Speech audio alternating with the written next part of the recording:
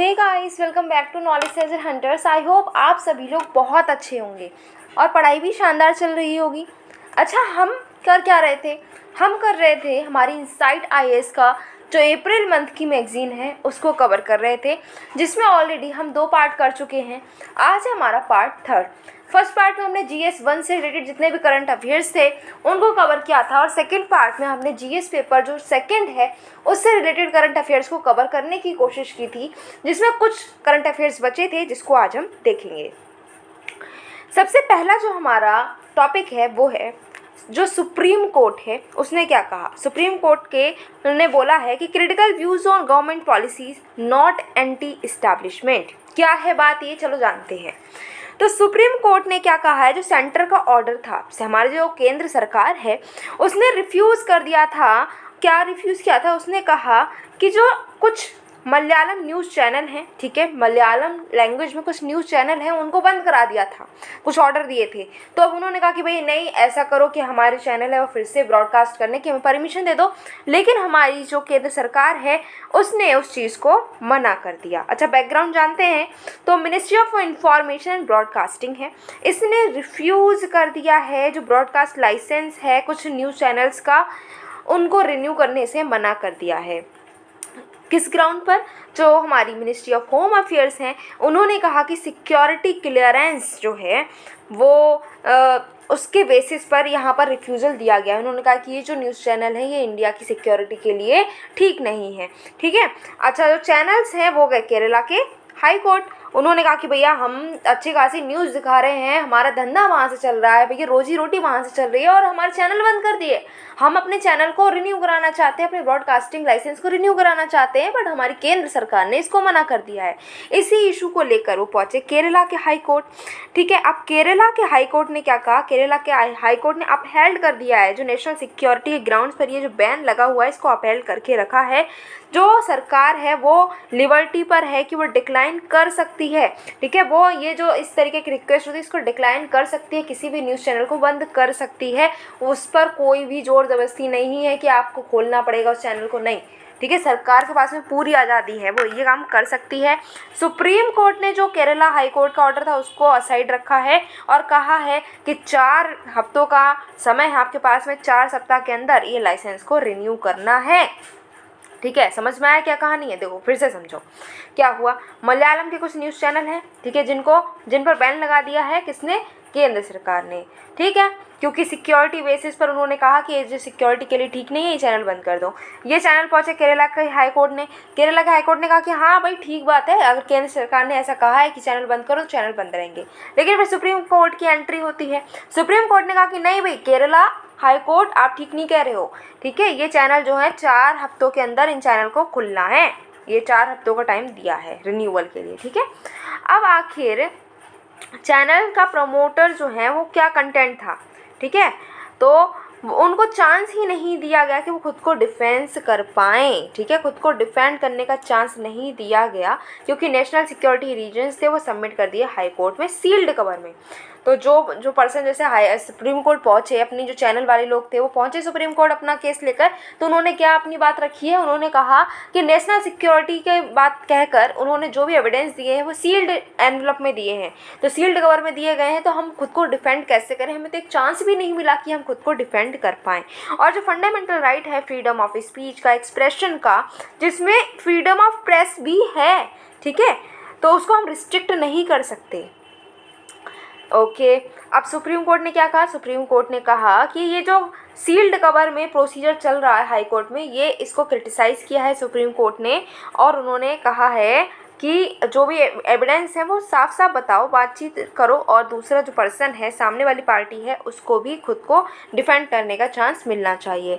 Opinions क्या है? वो जो कि क्रिटिकल थे गवर्नमेंट पॉलिसीज़ के, वो नॉन एंटी इस्टेब्लिशमेंट है। इन्होंने कहा कि ऐसे कोई ओपिनियन अगर है कि सरकार को कोई अगर ओपिनियन क्रिटिसाइज़ करता है तो इसका मतलब ये नहीं है कि वो इनसिक्योरिटी फैलाने की कोशिश कर रहा है देश में, या फिर अनइस्टेब्लिशमेंट करने की कोशिश कर रहा है, ऐसा नहीं है। सरकार को कभी हम क्रिटिसाइज़ भी कर सकते हैं अगर हमारे जो ग्राउंड्स हैं वो ठीक हैं तो, ठीक है।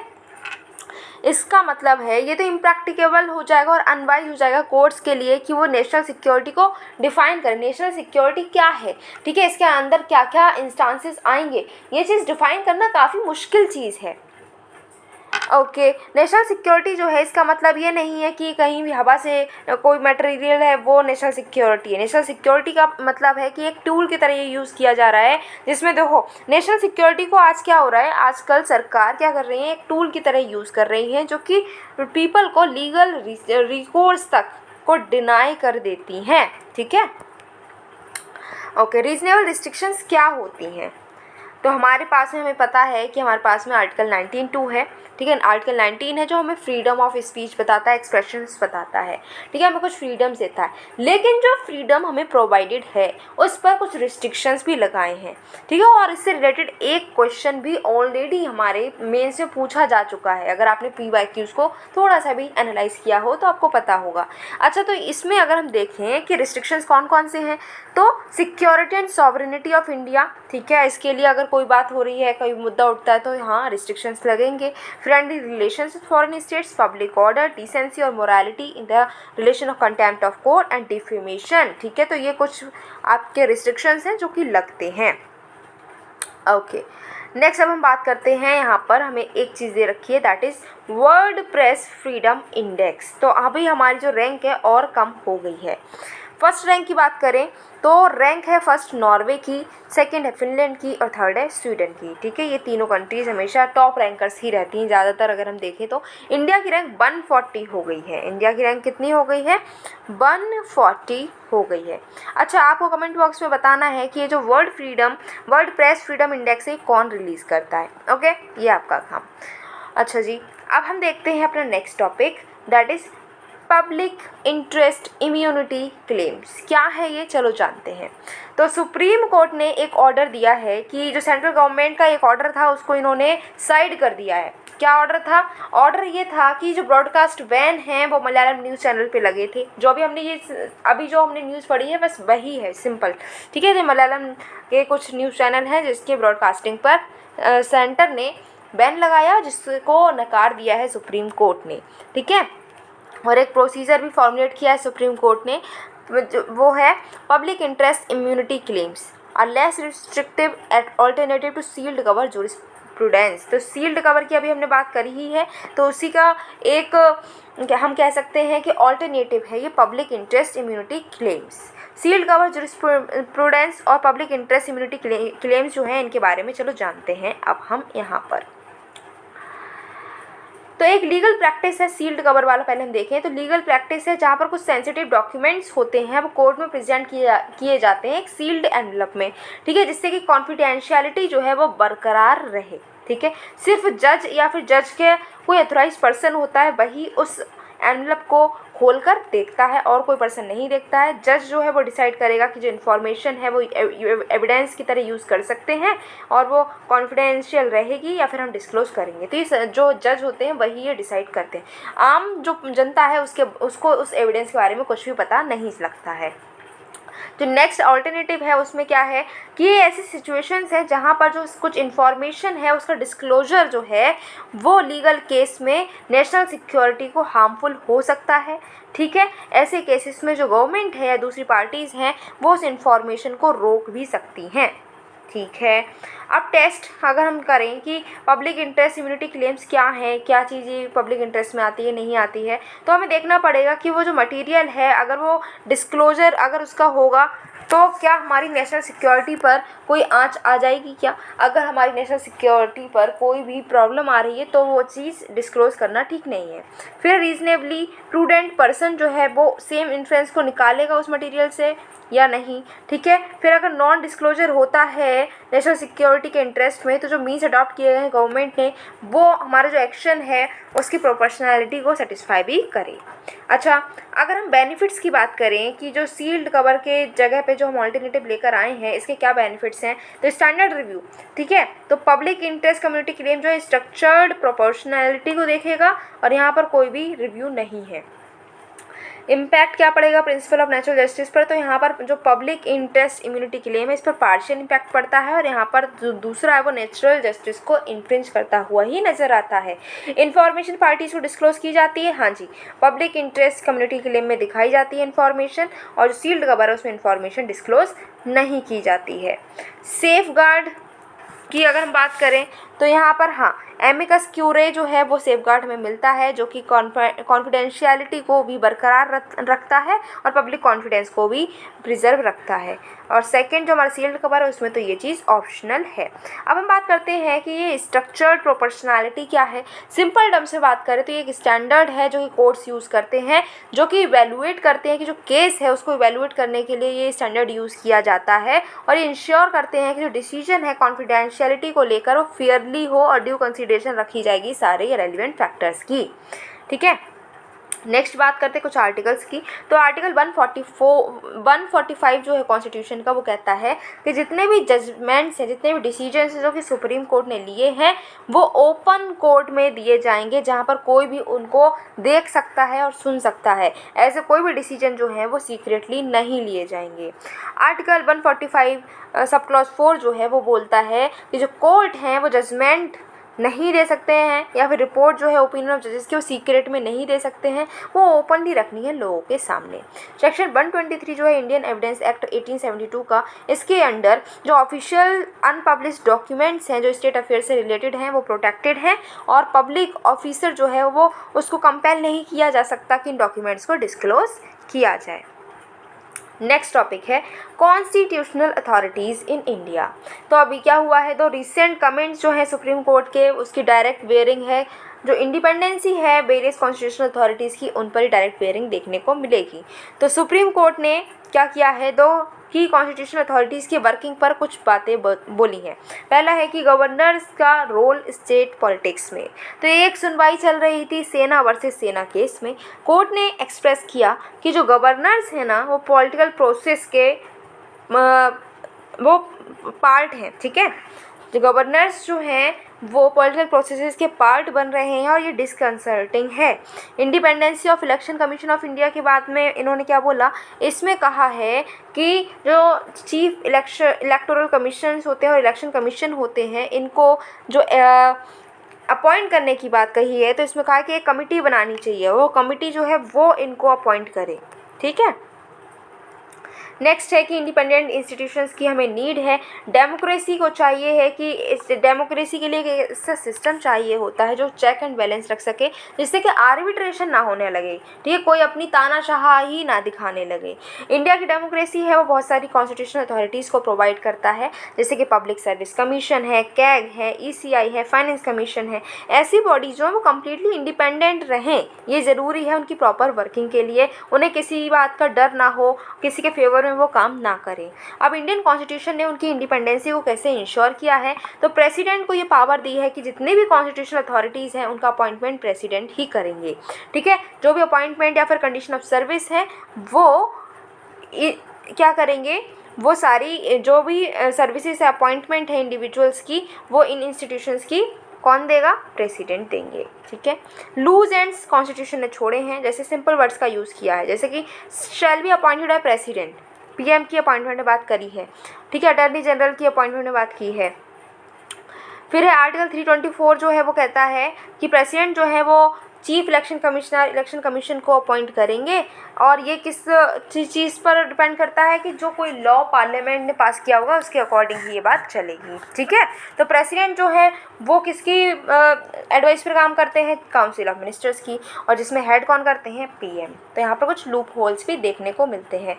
इंडियन कॉन्स्टिट्यूशन में कुछ बेस्ट प्रैक्टिसेस भी हैं, जैसे कि कॉन्स्टिट्यूशन ने अफिक्स किया phrase by warrant under his head and seal. ठीक है, जिसका मतलब है जो कि सिर्फ अपॉइंटमेंट टू द पोजीशन जो है सुप्रीम कोर्ट, हाई कोर्ट जजेस, कैग और गवर्नर्स के अपॉइंटमेंट में ये प्रीफिक्स लगता है, जो कि अलग जो दूसरी कॉन्स्टिट्यूशनल पोजीशंस है उससे इसको डिस्टिंग्विश करता हुआ नज़र आता है। लेकिन अभी भी ये काफ़ी नहीं है, रिफॉर्म्स की ज़रूरत है। इससे रिलेटेड यूपीएससी ने 2020 में एक क्वेश्चन मेंस में पूछा है। क्या क्वेश्चन है, चलो देखते हैं। तो रिसेंट अमेंडमेंट जो हुई है राइट टू इंफॉर्मेशन एक्ट में, इसका इम्पैक्ट पड़ेगा ऑटोनॉमी और इंडिपेंडेंसी में। जो इंफॉर्मेशन कमीशन के जो ऑटोनॉमी है, इंडिपेंडेंसी, उस पर इम्पैक्ट पड़ता हुआ नजर आएगा। ये चीज़ आपको डिस्कस करनी है, ठीक है।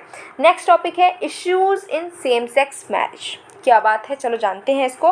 तो 5 जज कॉन्स्टिट्यूशनल बेंच है जिसको हेड किया है हमारे सीजेआई ने, और उन्होंने क्या किया है, उन्होंने पिटीशन जो चल रही थी उसको सुनवाई की है, जो कि लीगल रिकॉग्निशन चाहती है सेम सेक्स मैरिज के लिए। अच्छा, बैकग्राउंड क्या है, तो कोर्ट जो है वो बहुत सारी पिटिशनर्स की रिक्वेस्ट को सुन रही है जो कि सेम सेक्स मैरिजेस के को लीगली रिकॉग्नाइज करवाना चाहते हैं under the special marriage act 1954, और जो है लॉ उसको जेंडर न्यूट्रल बनवाना चाहते हैं, ठीक है। पहले क्या हुआ था, पहले जो कोर्ट ने रेफ़र किया है इन प्लीज को एक कॉन्स्टिट्यूशन बेंच के लिए, क्योंकि केस जो है उसमें क्या क्या बातें चल रही हैं कि एक इंटरप्ले जो है कॉन्स्टिट्यूशनल राइट्स का और स्पेसिफिक लेजिस्लेटिव इनैक्टमेंट्स का, जैसे कि स्पेशल मैरिज एक्ट है एक हाथ में और दूसरे में है जो ट्रांसजेंडर कपल हैं उनके राइट्स। तो इसमें क्या है कि हमें दोनों को ही ध्यान में रखकर जो केस की सुनवाई करनी थी, इसीलिए इसको कॉन्स्टिट्यूशन बेंच के लिए कोर्ट ने प्ली को रेफ़र किया था। अब ये सेम सेक्स मैरिज जो है इसमें क्या इश्यूज़ हैं इसको जानते हैं। तो पिटिशनर्स की क्या आर्गुमेंट्स है, पहले उनकी बात सुन ले। तो मैरिज जो है एक सोशल स्टेटस है जो कि हमें लॉ देता है। ये जो लॉ है वो रिकॉग्नाइज नहीं करते हैं सेम सेक्स मैरिड कपल्स को, ठीक है। अब इससे क्या होता है कि उनको अगर रिकॉग्निशन नहीं मिलती कि वो मैरिड हैं, तो इससे होता ये है कि उनको अडॉप्शन में प्रॉब्लम होती है, उनके पास में अडॉप्शन का राइट नहीं होता है, वो सरोगेसी की हेल्प से चाइल्ड जो है उनको नहीं ले सकते हैं, ठीक है, और उनके पास में इनहेरिटेंस का राइट नहीं मिलता, पेंशन नहीं मिलती है। तो इससे क्या होता है कि ये उनके लिए काफ़ी इशू रहता है ना कि अब वो मैरिड भी हैं, just because same sex marriage है तो इसका मतलब ये नहीं कि वो मैरिड नहीं है, पर उनको रिकॉग्निशन नहीं मिलती, जिसकी वजह से उनको काफ़ी सारे जो राइट्स हमारी लॉ ने दिए हैं वो भी नहीं मिलते, ठीक है। अब इससे क्या होता है कि उनको इस क्या कर पाते हैं, जो लीगली अक्रूड बेनिफिट्स हैं लॉज के वो भी उनको नहीं मिल पाते, जैसे कि ट्रांसप्लांटेशन ह्यूमन ऑर्गन्स एक्ट का जो कहता है कि सिर्फ नियर रिलेटिव्स ही हैं जो कि डिजीज्ड बॉडी के ऑर्गन डोनेशन को यूज़ कर पाएंगे। अब सपोज करो कि ये 2 पर्सन हैं, सेम सेक्स के हैं, बट इन्होंने शादी की है। अब इसमें से अगर एक पर्सन की डेथ हो जाती है और इसके ऑर्गन्स अगर इस पर्सन को चाहिए तो वो नहीं ले पा रहा है, जस्ट बिकॉज ये जो इनकी, अब वैसे तो ये मैरिड है तो इनका रिलेशन तो है, क्लोजली रिलेटेड है, राइट। लेकिन क्या हो रहा है कि ये मैरिड है, इनकी मैरिज को रिकॉग्निशन ही नहीं मिली है, लॉ रिकॉग्नाइज नहीं कर रहा है, तो उनको यहाँ पर ऑर्गन नहीं मिलेंगे, तो ये भी प्रॉब्लम है। सेक्शन 80 जो है आईटी एक्ट 1961 का, वो कहता है कि कुछ सम्स जो हैं टोटल इनकम में से वो डिडक्ट किए जाएंगे अगर वो सम्स जो हैं वो स्पाउस ने पे किए, स्पाउस के बिहाफ पर पे किए गए हैं, तो यहाँ पर भी उनको ये प्रॉब्लम फेस करनी को मिलती है। नेक्स्ट बात उन्होंने करी है इक्वालिटी की। उन्होंने कहा कि इक्वालिटी जो है वो हर जगह होनी चाहिए ना, घर पे, वर्क प्लेस में, पब्लिक प्लेस में, हर जगह इक्वालिटी होनी चाहिए। लेकिन आप जो है अब रिकॉग्निशन नहीं दे रहे हैं just because same sex marriage है, तो फिर यहाँ पर रिकॉग्निशन नहीं मिली, तो ये तो अनइक्वालिटी हो गई, हमारे साथ इक्वालिटी तो नहीं है, ठीक है। तो यहाँ से कुछ राइट्स हैं जो कि वायलेट होते हैं, इवन फंडामेंटल राइट्स है जो कि वायलेट होते हैं अगर इसको रिकॉग्निशन नहीं मिलती है, ऐसा ये पिटिशनर्स बोलते हैं। जैसे आर्टिकल 14 जिसमें हम बात करते हैं कि right to equality before law के आगे तो सब इक्वल है, लेकिन यहाँ पर इक्वालिटी नहीं मिल रही है, ऐसा वो बोलते हैं। आर्टिकल 15 जो है जो कहता है कि हम डिस्क्रिमिनेशन नहीं करेंगे रिलीजन के बेस पे, रेस, कास्ट के बेस पे, सेक्स के बेस पे या प्लेस ऑफ बर्थ के बेस पे, बट यहाँ पर तो है वो जस्ट बिकॉज उनकी सेम सेक्स मैरिज है, तो यहाँ पर तो क्या हो रहा है उनके साथ में जो रिकॉग्निशन नहीं मिल रही है, तो यहाँ पर क्या कर रहे हैं, डिस्क्रिमिनेशन होता हुआ नज़र आ रहा है। आर्टिकल 19 में freedom of speech and expression है, वो भी यहाँ पर उसका भी हनन होते हुए नज़र आ रहा है। 21 में बात की जाती है कि हमारे पास में पर्सनल लिबर्टी, हमारे पास में आज़ादी है, तो हमें किससे शादी करनी है हमारी चॉइस है ना, आपको क्या प्रॉब्लम है, हमारी चॉइस है, हम किसी भी पर्सन से शादी कर सकते हैं, ऐसा वो बोलते हैं। तो वो बोलते हैं तो जब हमारे पास इतनी लिबर्टी है, पर्सनल लिबर्टी है, तो इसमें अगर हमें रिकॉग्निशन नहीं मिल रही तो ये तो हमारी राइट का वायलेशन हुआ। ओके, फिर स्ट्रक्चरल चेंजेस जो हैं उसके साथ साथ एटीट्यूडनल चेंजेस भी हमको चाहिए हैं। इसको होने के लिए जो बेनिफिट्स हैं लॉज जैसे कि स्पेशल मैरिज एक्ट है उसके बेनिफिट्स जो हैं वो सेम सेक्स कपल्स को भी प्रोवाइड करने चाहिए। सेंटर के क्या व्यूज़ हैं, तो सेंटर ने इन पिटिशंस को अपोज किया है और उन्हें मेंटेनेबिलिटी को क्वेश्चन किया है। ठीक है, अब जो कोर्ट्स हैं, अगर कोर्ट ने सेम सेक्स मैरिज को अलाउ कर दिया तो इससे क्या होगा, जुडिशियल क्रिएशन हो जाएगा सोशल इंस्टीट्यूशन कॉल्ड मैरिज का डिफरेंट काइंड में। ठीक है, अभी शादी का मतलब क्या होता है कि लड़का है और लड़की है, उसकी शादी हो रही है। ठीक है, हम बोलते हैं अगर शादी कहीं पर हो रही तो हम यही तो बोलते हैं कि दूल्हा और दुल्हन, राइट, यही तो बात करते हैं कि एक ब्राइड है एक ग्रूम है। तो हम लोग अगर कहीं पर भी शादी का नाम सुनते हैं हमारी इमेज क्या बनती है, हमारे माइंड में इमेज क्या बनती है, एक दूल्हा होगा एक दुल्हन होगी उसकी शादी होगी, राइट। अब यहाँ पर अगर सेम सेक्स मैरिज को भी अलाउ कर देंगे तो होगा कि दूल्हा दूल्हा की शादी हो गई, दुल्हन दुल्हन की शादी हो गई, तो जो मैरिज है उसका कंसेप्ट ही बदल जाएगा, ऐसा सरकार बोल रही है। Only the legislature has the right, ये जो है जो चेंजेस करने हैं लॉ में इसका हक सिर्फ हमारे लेजिस्लेचर के पास में है। ठीक है, मैरिज जो है प्राइवेट स्फीयर नहीं है, ये तो एक पब्लिक स्फीयर है। जब शादी होती है तो हम लोग जानते हैं ना, शादी होती है तो सिर्फ दो लोगों की शादी नहीं हो रही, उसमें कई सारे लोग इन्वॉल्व हो जाते हैं, कई सारे रिश्ते बन जाते हैं, कई फैमिलीज इन्वॉल्व होती हैं, पूरे पूरे खानदान जुड़ जाते हैं, राइट, पूरे पूरे शहर गांव जुड़ जाते हैं जब कोई शादी होती है, राइट। तो ये सिर्फ दो लोगों का मामला नहीं है, ऐसा सरकार ने बोला है। अच्छा, सुप्रीम कोर्ट के कुछ और केसेस भी रहे हैं इसी इशू को लेकर, उनको भी चलो जान लेते हैं। एक केस है Lata Singh versus state of UP, यहाँ पर सफीन जैन, और दूसरा केस है Shafin Jain versus Asokan KM, Lakshmibai Chandaragi B versus state of Karnataka. ये कुछ केसेस हैं जहाँ पर क्या बोला गया, यहाँ पर बोला गया कि एक अडल्ट पर्सन है उसके पास में राइट है कि वो अपने पसंद के इंसान से शादी कर सकता है। ठीक है, फिर एक K S Puttaswamy versus union of India case हुआ। यहाँ पर जो LGBTQ हैं उनके राइट्स जो हैं उनको ये राइट्स दिए गए कि उनके पास में राइट है, right to life, privacy and dignity का। ठीक है, फिर नवतेज सिंह जौहर वर्सेस यूनियन जो हमारी है यूनियन ऑफ इंडिया। तो इसमें क्या कहा गया, यहाँ पे कहा गया कि जो choice of whom to partner, ठीक है, ये हमारे पास में चॉइस है कि हम किसके साथ पार्टनरशिप करेंगे, अपनी लाइफ किसको अपना लाइफ पार्टनर बनाएंगे। ठीक है, कि सेक्सुअल इंटीमेसीज को कैसे फुलफिल करेंगे, उसकी एबिलिटी को देखना है। फिर ना जो राइट है डिस्क्रिमिनेटरी नहीं होना चाहिए, ये सब बताया गया है। ठीक है, कॉन्स्टिट्यूशनल प्रोटेक्शन मिलेगी सेक्सुअल ओरिएंटेशन की। प्रीलिम्स लिंक अगर हम देखें तो यूपीएससी 2019 में प्रीलिम्स में क्वेश्चन पूछा गया जिसमें कहा गया कि एक पर्सन जो है उसके पास में हक है कि अपनी मर्जी से वो अपने पसंद के व्यक्ति से शादी कर सकता है। तो ये किस आर्टिकल के अंडर कवर होता है, अभी अभी हमने देखा आर्टिकल 21 के अंडर ये कवर होता है।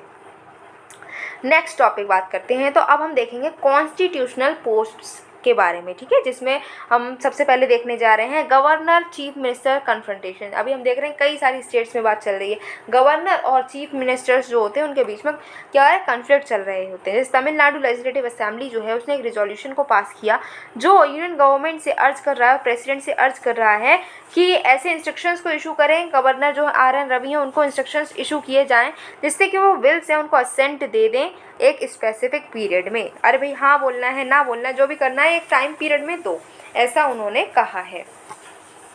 कॉन्स्टिट्यूशनल प्रोविजंस क्या हैं, बिल्स जो गवर्नर के पास में भेजे जाते हैं उनकी असेंट लेने के लिए, तो इससे रिगार्डिंग कॉन्स्टिट्यूशनल प्रोविजंस कौन कौन से हैं। तो आर्टिकल 200 इससे डील करता है, जब बिल गवर्नर के पास में भेजा जाता है तो ये अगर दो स्टेट लेजिस्लेचर ने पास कर दिया है फिर ये बिल जाता है गवर्नर के पास में। अब गवर्नर उसको असेंट दे सकता है, असेंट को रोक भी सकता है या फिर बिल को रिटर्न कर देता है। लेकिन अगर वो बिल दोबारा से उसी गवर्नर के पास में गया है, ठीक है, तो चाहे उसमें कोई भी अमेंडमेंट ना हुई हो लेकिन सेकंड टाइम गया है तो उनको वो असेंट देनी ही पड़ेगी। अच्छा, कुछ एग्जांपल्स हैं जो कि हमें गवर्नर और CM के कन्फ्लिक्ट के बारे में बता रहे हैं। 2016 में अरुणाचल प्रदेश में क्राइसिस हुए, जो गवर्नर हैं अरुणाचल प्रदेश के उन्होंने चीफ मिनिस्टर जो है नबाम तुकी इनको कर दिया था डिसमिस। ठीक है, और दूसरे मेंबर को CM बना दिया। इसकी वजह से बहुत पॉलिटिकल क्राइसिस हुए और उसके बाद हुआ ये कि यहाँ पर प्रेसिडेंशियल रूल को लगाना पड़ा। ठीक है, नेक्स्ट है तमिलनाडु में, तो 2017 में जो गवर्नर थे तमिलनाडु के सी विद्यासागर राव, उन्होंने क्या किया कि नए सीएम को अपॉइंट करने में काफ़ी ज़्यादा डिले कर दिया था। जब वहाँ की जो सीएम थी जयललिता जी, उनकी डेथ हो गई, तो नया सीएम कौन बनेगा इसकी अपॉइंटमेंट में उन्होंने काफ़ी देर करी थी। फिर तमिलनाडु गवर्नमेंट और जो गवर्नर की असिस्टेंट थी, नेशनल एलिजिबिलिटी कम एंट्रेंस जो नीट एग्ज़ाम होता है उसमें डेडलॉक बना रहा, ठीक है, इसकी वजह से वो टसल देखने को मिला। वेस्ट बंगाल क्राइसिस की बात करें 2019 में, तो गवर्नर ऑफ वेस्ट बंगाल जो हैं उन्होंने बहुत सारी क्लैशेस देखी हैं सीएम के साथ में, जो सीएम है ममता बनर्जी, ठीक है, क्योंकि जो इश्यूज जैसे कि लॉ एंड ऑर्डर है, पुलिस ऑफिसर की अपॉइंटमेंट है, इलेक्शंस हैं, इनको लेकर काफ़ी टसल्स देखने को मिलती हैं। अभी भी कन्फ्लिक्ट ख़त्म नहीं हुए और हैं। पुडुचेरी में पॉलिटिकल क्राइसिस चली 2021 में, तो गवर्नर जो हैं पुडुचेरी के तमिलिसाई सौंदरराजन, ठीक है, इन्होंने रिकमेंड किया था कि यहाँ पर प्रेसिडेंशियल रूल जो है इम्पोज कर देना चाहिए, क्योंकि यहाँ पर जो सीएम है उन्होंने रिज़ाइन कर दिया था। केरल जो है, केरल में गवर्नर चांसलर की तरह एक्ट कर रहे हैं और इसी वजह से कन्फ्लिक्ट चल रहा है। दिल्ली में दिल्ली गवर्नमेंट और लेफ्टिनेंट गवर्नर के बीच में बहुत कन्फ्लिक्ट चलता रहता है ब्यूरोक्रेट्स की अपॉइंटमेंट को लेकर। अब जो है गवर्नर के पोस्ट को लेकर इतने सारे इश्यूज क्यों हैं, तो क्योंकि कोई भी क्लियर प्रोविज़न नहीं है कि किस मैनर में गवर्नर और स्टेट गवर्नमेंट जो है वो इंगेज रहेंगे पब्लिकली। अगर उनका कोई पॉइंट ऑफ डिफरेंस आ जाता है तब वो किस तरीके से इंगेज रहेंगे, इस पर कोई भी क्लियर कट प्रोविज़न नहीं है। फिर कॉन्स्टिट्यूशनल लूप होल्स हैं, जैसे कि अपॉइंटमेंट करना है सीएम का, या फिर असेंबली को डिसॉल्व करना है, या फिर कितने टाइम तक जो है गवर्नर अपने पास कोई बिल रख सकता है, एसेंट देना है नहीं देना है, कोई टाइम पीरियड नहीं है, इस वजह से भी इशू रहता है। और फिर है क्रिटिक्स जो हैं वो गवर्नर को सेंटर के एजेंट के तरीके से रेफ़र करते हैं। गवर्नर जो है वो नेगेटिव रिमार्क्स जो हैं वो स्टेट एडमिनिस्ट्रेटर पर पास कर देते हैं, और कोई क्लियर डिस्टिंक्शन नहीं है कॉन्स्टिट्यूशनल और स्टैट्यूटरी रूल्स जो हैं गवर्नर के उनके बीच में। तो ये कुछ पॉइंट्स हैं जिसकी वजह से क्या हो रहता है, इश्यूज चलते रहते हैं। क्या क्या रिफॉर्म्स प्रपोज किए गए हैं, तो जो पंची कमीशन है इन्होंने कहा कि इम्पीचमेंट प्रोसीजर जो है प्रेसिडेंट का, वैसा ही इम्पीचमेंट प्रोसीजर जो है वो गवर्नर्स का भी होना चाहिए, ठीक है। सेकंड, एडमिनिस्ट्रेटिव जो रिफॉर्म्स कमीशन है उसमें बोला गया कि इंटर स्टेट काउंसिल है वो गाइडलाइंस बनाए कि कैसे गवर्नर्स अपनी डिस्क्रिशनरी पावर्स का यूज़ करेंगे। राजमन्नार कमेटी में गवर्नर जो हैं स्टेट के, उनको वो खुद को एजेंट ना माने सेंटर का, ऐसा बोला गया। सरकारिया कमीशन ने बोला कि जो गवर्नर हैं वो स्टेट के बाहर के होने चाहिए, मतलब अगर यूपी के गवर्नर को अपॉइंट करना है तो यूपी का कोई पर्सन गवर्नर नहीं बनेगा, ऐसा इन्होंने बोला। फिर नेक्स्ट है वेंकट चलिया कमीशन, यहाँ पर बोला कि गवर्नर जो है उनका भी टाइम पीरियड जो 5 साल ही होना चाहिए। फिर है सुप्रीम कोर्ट ने नवाम रेविया जजमेंट 2016 में दिया, इसमें बोला कि जो गवर्नर्स की डिस्क्रिशन है आर्टिकल 163 को लेकर ये लिमिटेड है, ऐसा नहीं कि उसकी मर्जी में जो होगा वो ऐसा करेगा, नहीं। फिर है NCRWBC, इसने क्या कहा, इन्होंने कहा गवर्नर जो है वो अपॉइंट होंगे एक कमेटी के द्वारा जिसमें PM, होम मिनिस्टर, स्पीकर और CM भी होंगे। 2 क्वेश्चंस इसी टॉपिक से रिलेटेड आए हैं। पहला है कि सुप्रीम कोर्ट का जजमेंट जो है पॉलिटिकल टसल को लेकर लेफ्टिनेंट गवर्नर और दिल्ली के सरकार के बीच में, तो उस पर जो सुप्रीम कोर्ट का जजमेंट है क्या वो हेल्प कर पाएगा इसको सॉल्व करने में, ये 2018 में पूछा गया। 2022 में पूछा गया है कि जो एसेंशियल कंडीशंस को डिस्कस करो जिससे कि लेजिस्लेटिव पावर्स है गवर्नर की उसको वो एक्सरसाइज कर सके। फिर लीगैलिटी जो है उसको डिस्कस करना है कि जो ऑर्डिनेंस प्रोमलगेट किए जाते हैं गवर्नर के द्वारा बिना लेजिस्लेचर के सामने प्लेस करते हुए, तो क्या वो लीगल है या नहीं, तो इस पर भी डिस्कस आपको करना था। 2022 के क्वेश्चन है ये। प्रीलिम्स में 2014 में क्वेश्चन पूछा गया है कि इनमें से कौन सी पावर जो है डिस्क्रिशनरी पावर है किसकी, स्टेट की, गवर्नर के किसी भी स्टेट के गवर्नर की। तो रिपोर्ट जो है उनको प्रेसिडेंट को भेजना है प्रेसिडेंट रूल लगाने के लिए, तो क्या ये डिस्क्रिशनरी पावर है। फिर है appointing the ministers, reserving the certain bills passed by the state legislature for consideration of president and making the rules to conduct business. तो यहाँ पर आंसर है हमारा B, A एंड 3। नेक्स्ट है इंडिया जस्टिस रिपोर्ट 2022। कंटेक्स्ट में क्यों है, क्योंकि अभी क्या हुआ है, इंडिया जस्टिस रिपोर्ट 2022 जो है इसके अकॉर्डिंग जो कर्नाटका है उसने टॉप किया है, ठीक है, among 18 large and mid size states जिसकी पॉपुलेशन 1 करोड़ से ज़्यादा है, उसमें टॉप किसने किया है, कर्नाटका ने किया है। बैकग्राउंड की बात करें तो ये जो रिपोर्ट है इसको इनिशिएट किया है टाटा ट्रस्ट ने 2019 में। ये अपने तरीके की पहली ऐसी रिपोर्ट है जो कि पीरियोडिक रिपोर्ट की तरीके से आती है और जो जस्टिस देने में स्टेट्स की कितनी कैपेसिटी है इसको ये रैंक करती है। 4 पिलर्स पर इसकी कैपेसिटी को मापा जाता है, जिसमें पहला है पुलिस, सेकंड है प्रिजन्स और थर्ड हमारा है जुडिशरी, फोर्थ है लीगल एड, ठीक है। तो ईच पिलर जो है उसको हम एक प्रिज्म के थ्रू एनालाइज करते हैं। Budgets, human resources, workload, diversity, infrastructure, trends against the states own declared standards, ये सब मापा जाता है। रिपोर्ट जो एक कोलैबोरेटिव एफर्ट है जो कि पार्टनरशिप के साथ में हम लेते हैं, दक्ष है, विधि सेंटर है, इन सब का यूज़ करते हुए रिपोर्ट आती है। जो हमारी इंडिया जस्टिस रिपोर्ट 2022 है ये सेपरेटली असेस करती है 25 स्टेट ह्यूमन राइट्स कमीशंस को भी, ठीक है।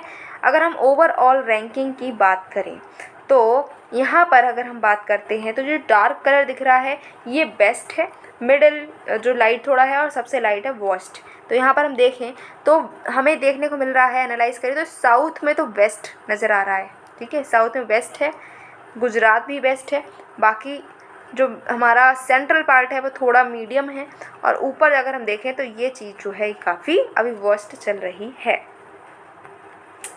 स्टेट्स जिसने टॉप किया तो पता ही है साउथ में है, कर्नाटका, तमिलनाडु, तेलंगाना, गुजरात, आंध्र प्रदेश, केरल, झारखंड, मध्य प्रदेश, ये थोड़े अच्छे हैं। लोएस्ट रैंक किसको मिली है तो लोएस्ट रैंक यूपी को मिली है, ठीक है। और अगर हम छोटी स्टेट्स की बात करें तो गोवा को लोएस्ट रैंक मिली है। यहाँ पर बात करें तो अभी डेफिसिट हमारा किस में चल रहा है, पुलिस में चल रहा है, ठीक है। कोई भी सिंगल स्टेट यूटी ऐसी नहीं है जहाँ पर अपने जो रिजर्व कोटा है वीमेन के लिए वो उतने अवेलेबल हो, उतने फुलफ़िल करे गए हों। जुडिशरी में भी हमें पता ही है कि वैकेंसीज़ जो है वो भी फुलफ़िल नहीं हुई हैं, केसेस जो हैं बहुत ज़्यादा पेंडेंसी उसकी देखने को मिलती है। प्रिजन्स में हमें पता ही है कि बहुत ज़्यादा उसमें क्या कहते हैं, कंजेशन बहुत ज़्यादा है। प्रिजन में जितने लोग होने चाहिए उससे ज़्यादा लोग जो हैं उसमें रह रहे हैं, प्रिजनर हैं। रिकमेंडेशन क्या है कि 24/7 लीगल गाइडेंस और रिप्रेजेंटेशन पुलिस स्टेशन पर कोर्ट्स में होनी चाहिए। फिर है फुल्ली इम्प्लीमेंट करें जो सुप्रीम कोर्ट का परमवीर सिंह सैनी जजमेंट है उसको, कि CCTV कैमरा होने चाहिए। फिर है वैकेंसी जो हैं उनको जल्दी जल्दी फिल करो। और क्या हम करेंगे, और प्रायोरिटाइज़ करेंगे कि हमें फर्स्ट रिस्पॉन्डर्स के रिसोर्सेज जो हैं उसको बढ़ाना है। डाइवर्सिटी है जो कास्ट, जेंडर और स्पेशली एबल्ड की सब सिस्टम में उसको बढ़ाना है। फिर हमें ट्रेनिंग जो है वो प्रोवाइड करनी है। फिर UTCRs गाइडलाइंस जो है 14 कैटेगरी में प्रिजनर्स के उनको इंश्योर करना है। UTCR और दूसरे ऑफिशियली मैंडेटेड हैं उनको जो विजिट कर सकते हैं जेल्स में, तो उनको क्या करना, अपनी जो परफॉर्मेंस है उसको रिव्यू करना है।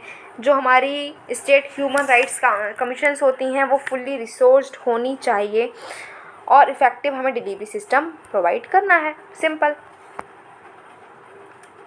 नेक्स्ट बात करते हैं India justice report on India's police forces. Police forces में अगर हम बात करें तो परफॉर्मेंस किसकी अच्छी है, तेलंगाना पुलिस जो है फर्स्ट आई है, वेस्ट बंगाल जो है सबसे लास्ट आई है। ओवरऑल वैकेंसीज़ की बात करें तो वैकेंसी 20% से अब 22% हो गई हैं। फुलफिलिंग कोटा जो SC ST कम्युनिटीज़ के हैं तो कर्नाटका सिर्फ एक ऐसी स्टेट है जिसने ये कोटा को फुलफ़िल किया है, बाकी किसी ने भी ये कोटा फुलफ़िल नहीं किया है। वीमेन की बात करें पुलिस फोर्स में तो 33% का रिजर्वेशन होता है वीमेन का पुलिस फोर्स है, बट कोई भी ऐसी एक भी स्टेट नहीं जहाँ पर ये जो कोटा है ये फुलफ़िल हुआ हो। अब इश्यूज़ कौन कौन से फेस करती हैं वीमेन पुलिस फोर्सेस में, तो जेंडर डिस्क्रिमिनेशन होता है, जेंडर सेंसिटाइजेशन प्रोग्राम्स को कंडक्ट करना चाहिए, ट्रेनिंग प्रोवाइड करनी चाहिए। रिप्रेजेंटेशन का कम रहता है तो पुलिस रिक्रूट्स ड्राइव्स जो हैं उनमें वीमेन का नंबर बढ़ा देना चाहिए। सेक्सुअल हरासमेंट का भी काफ़ी ज़्यादा सामना करना पड़ता है, तो जीरो टॉलरेंस पॉलिसी जो है सेक्सुअल हरासमेंट के लिए इस्टेब्लिश करनी चाहिए।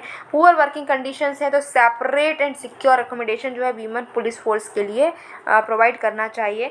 सेफ्टी कंसर्न्स को लेकर सेल्फ डिफेंस ट्रेनिंग देनी चाहिए वीमेन पुलिस ऑफिसर्स के लिए। सपोर्ट नहीं मिलता तो सपोर्ट नेटवर्क बनाना चाहिए। नेक्स्ट हम बात करें तो गवर्नमेंट पॉलिसीज़ एंड इंटरवेंशंस। अगर हम देखें अपने जो हमारा सामने अगर आप बैठे हैं तो सामने आपको दिख रहा होगा कि आपका सिलेबस लगा हुआ है। सिलेबस में आपको ये टॉपिक देखने को मिलेगा, तो उसी टॉपिक को हम डिस्कस कर रहे हैं। कुछ भी फालतू चीज़ डिस्कस नहीं कर रहे हैं, जो भी पढ़ रहे हैं हमारे मेंस के सिलेबस से रिलेटेड ही पढ़ रहे हैं, ठीक है। तो यहाँ पर जो पहला टॉपिक है that is the IT intermediate guidelines and digital media ethics code amendment rules 2023, ठीक है। अब ये क्यों आए? क्योंकि जो मीति है उन्होंने नोटिफाई कर दिया है, मीति को ने नोटिफाई किया है IT intermediate guidelines and digital media ethics code amendment rules 2023। हमारी कौन सी है ये मिनिस्ट्री? इंफॉर्मेशन टेक्नोलॉजी, ठीक है। अच्छा, अब अमेंडमेंट्स की अगर हम बात करें तो इसमें यूनियन गवर्नमेंट को एम्पावर किया जा रहा है। क्या क्या कर सकते हैं यूनियन गवर्नमेंट? अब किसी भी ऑफिशियल फैक्ट चेकर को डेजिग्नेट कर सकते हैं, जिससे कि वो फैक्ट को चेक करके बताएगा कि फेक न्यूज़ है कि रियल न्यूज़ है।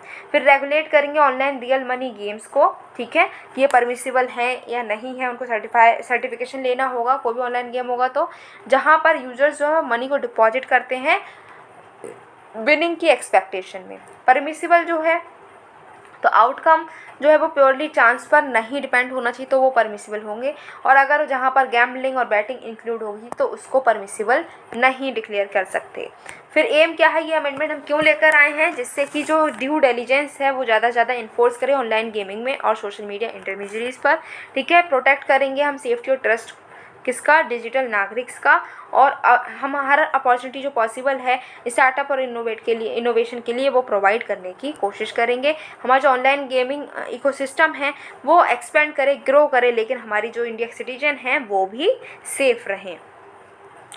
फिक्सिंग रिस्पॉन्सिबिलिटीज़, अब इंटरमीडिएट्स की रिस्पॉन्सिबिलिटीज़ को फिक्स कर दिया गया है। इंटरमीडिएट जो है अब वो उनको रिस्पॉन्सिबल हैं वो किस चीज़ के लिए, कि उनको एफर्ट डालने हैं कि वो कोई भी ऐसा ऑनलाइन गेम जो है उसको होस्ट नहीं करेंगे, पब्लिश नहीं करेंगे या फिर शेयर नहीं करेंगे जो कि यूज़र को हार्म कर सके और जो वेरीफाइड ना हो, ठीक है। उनको इंश्योर करना है ऐसे कोई गेम का एडवर्टीजमेंट भी नहीं किया जाएगा।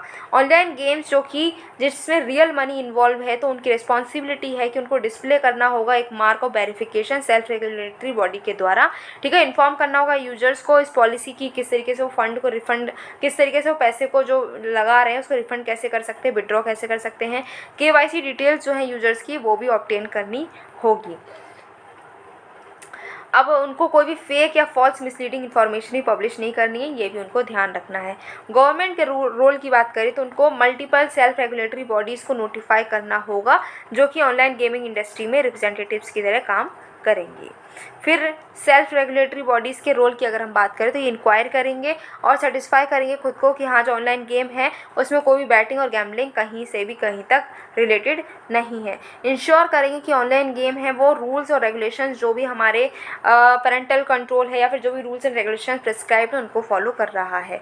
अब ये रूल्स कहाँ कहाँ एप्लीकेबल होंगे? तो ये एप्लीकेबल होंगे जब sufficient number of self regulatory bodies जो है वो डेजिग्नेटेड है वो बन जाएंगी, तब यहाँ पर ये अप्लाई हो जाएंगे। प्रपोजल्स फास्ट चेकिंग यूनिट पर क्या है? तो पहले मिनिस्ट्री ने प्रपोज किया था कि जो न्यूज़ है जिसको फेक आइडेंटिफाई कर दिया है फास्ट चेकिंग यूनिट और PIB ने, वो ऑनलाइन इंटरमीडिएट जो है उसको क्या करेंगे, उसको शो नहीं कर सकते हैं। लेकिन अभी क्या है कि फाइनल ड्राफ्ट ने इस रेफरेंस को PIV के रेफरेंस को हटा दिया है। सोशल मीडिया प्लेटफॉर्म जो हैं उन्होंने एक प्रपोजल सेंटर को भेजा जिसमें उन्होंने कहा कि एक नेटवर्क बनाना चाहिए फास्ट चेकर्स का, जिसको हम मिस इन्फॉर्मेशन कम्बैट एलियंस बोलेंगे, जो कि वेरीफाई करेंगे कि ये न्यूज़ जो है ये ठीक है, रियल है या नहीं। नेक्स्ट अब हम देखेंगे IT रूल्स अमेंडमेंट जो हुए हैं, इसके प्रोज और कॉन्स क्या हैं। प्रोज की बात करें तो ये जो अमेंडमेंट्स हैं इससे सोशल मीडिया फर्म्स जो हैं उनकी इम्यूनिटी हटा दी गई है कि पहले वो डिसाइड करते थे कि फेक न्यूज़ जो है वो पब्लिश अगर वो करेंगे तो क्या होगा कि उनको जो इम्यूनिटी मिलती है अब क्या होगा, वो हट चुकी है।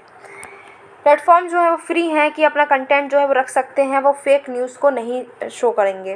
फास्ट चेकिंग जो है फैक्ट चेकिंग जो है वो बनाएगी तो वो क्रेडिबल होगी, इंडिपेंडेंट होगी और उसके पास में कैपेसिटी है कि वो इन्फॉर्मेशन को वेरीफाई करेगी। नेक्स्ट है कॉन्स क्या होगा कि ये जो Shreya Singhal versus union of India का जो केस है वो उसको वायलेट करता हुआ नज़र आ रहा है। यहाँ पर क्या है कि एक वर्डिक्ट था जो क्लियरली गाइडलाइंस देता था कि जो कंटेंट है उसको कैसे ब्लॉक किया जाएगा। गवर्नमेंट जो है वो खुद को जज बनाती थी, ज्यूरी और एग्जीक्यूशनर बनाती थी। सिमिलर है सेंसरशिप के तरीके से, क्योंकि सरकार जो है वही देखेगी कि ये चीज़ जो है पब्लिश होनी चाहिए या नहीं होना चाहिए, तो ये तो एक सेंसरशिप जैसा ही है। फिर लैक ऑफ रिकोर्स, कोई राइट नहीं है यहाँ पर, हम कोई अपील नहीं कर सकते। हमारा कोई अगर मटेरियल है उसको इन्होंने ब्लॉक कर दिया तो वो ब्लॉक ही रहेगा, कोई भी हम अपील नहीं कर सकते हैं। नेक्स्ट देखते हैं development in India's north east region. तो रीजन है, इसमें 8 स्टेट्स हमारी आती हैं। नाम तो पता ही होगा, नहीं पता है तो आप यहाँ देख लो। सिक्किम आती है, मेघालय, अरुणाचल प्रदेश, नागालैंड, मणिपुर, त्रिपुरा, मिजोरम एंड आसाम। तो ये हमारी कुछ 8 स्टेट्स हैं जो कि नॉर्थ ईस्टर्न स्टेट्स हैं। ठीक है, अब यहाँ पर क्या हुआ, इस रीजन में बहुत ज़्यादा चेंजेस हमने देखने को मिले हैं। ठीक है, बहुत सारे सिक्योरिटी चैलेंजेस को ओवरकम किया गया है और ये इकोनॉमिक डेवलपमेंट की तरफ अब ये मूव करता हुआ एरिया नज़र आ रहा है। यहाँ पर पॉलिटिकल चेंजेस और बहुत सारे लिंकेज जो नेबरिंग बांग्लादेश के साथ में हमने देखने को मिले। जापान जो है सिग्निफिकेंट डेवलपमेंट पार्टनर है इंडिया का, जो कि यहाँ पर नॉर्थ ईस्टर्न रीजन और बांग्लादेश दोनों को ही क्या कर रहा है, प्रमोट कर रहा है, डेवलपमेंट वहाँ पर कर रहा है। अपॉर्चुनिटी क्या है कि जो ट्रोइका है बांग्लादेश, इंडिया और जापान की, ये तीनों की जोड़ी है, ये तीनों मिलकर क्या कर रहे हैं, पाथ ब्रेकिंग चेंजेस लेकर आ रहे हैं नॉर्थ ईस्ट में। विजन यही है, लॉन्ग टर्म विजन यही है कि बांग्लादेश और जो नॉर्थ ईस्ट है वो हब बने और की इंडस्ट्रियल कॉरिडोर बने इस रीजन के। एफर्ट्स क्या क्या डाले गए हैं, तो 3rd India Japan intellectual dialogue host किया है एशियन कॉन्फ्लुएंस ने अगरतला में। ठीक है, जिसमें जो एक्सपर्ट्स हैं, पॉलिसी मेकर हैं, ये सब मिले थे। फिर Matarbari deep sea port, south eastern coast है जो बांग्लादेश का, वहाँ पर कंस्ट्रक्ट हो रहा है जापान की मदद से। ठीक है, 2027 में ये ऑपरेशनल हो जाएगा और इससे जो बांग्लादेश और नॉर्थ ईस्ट इंडिया है उसकी जो नीड है वो फुलफिल होगी।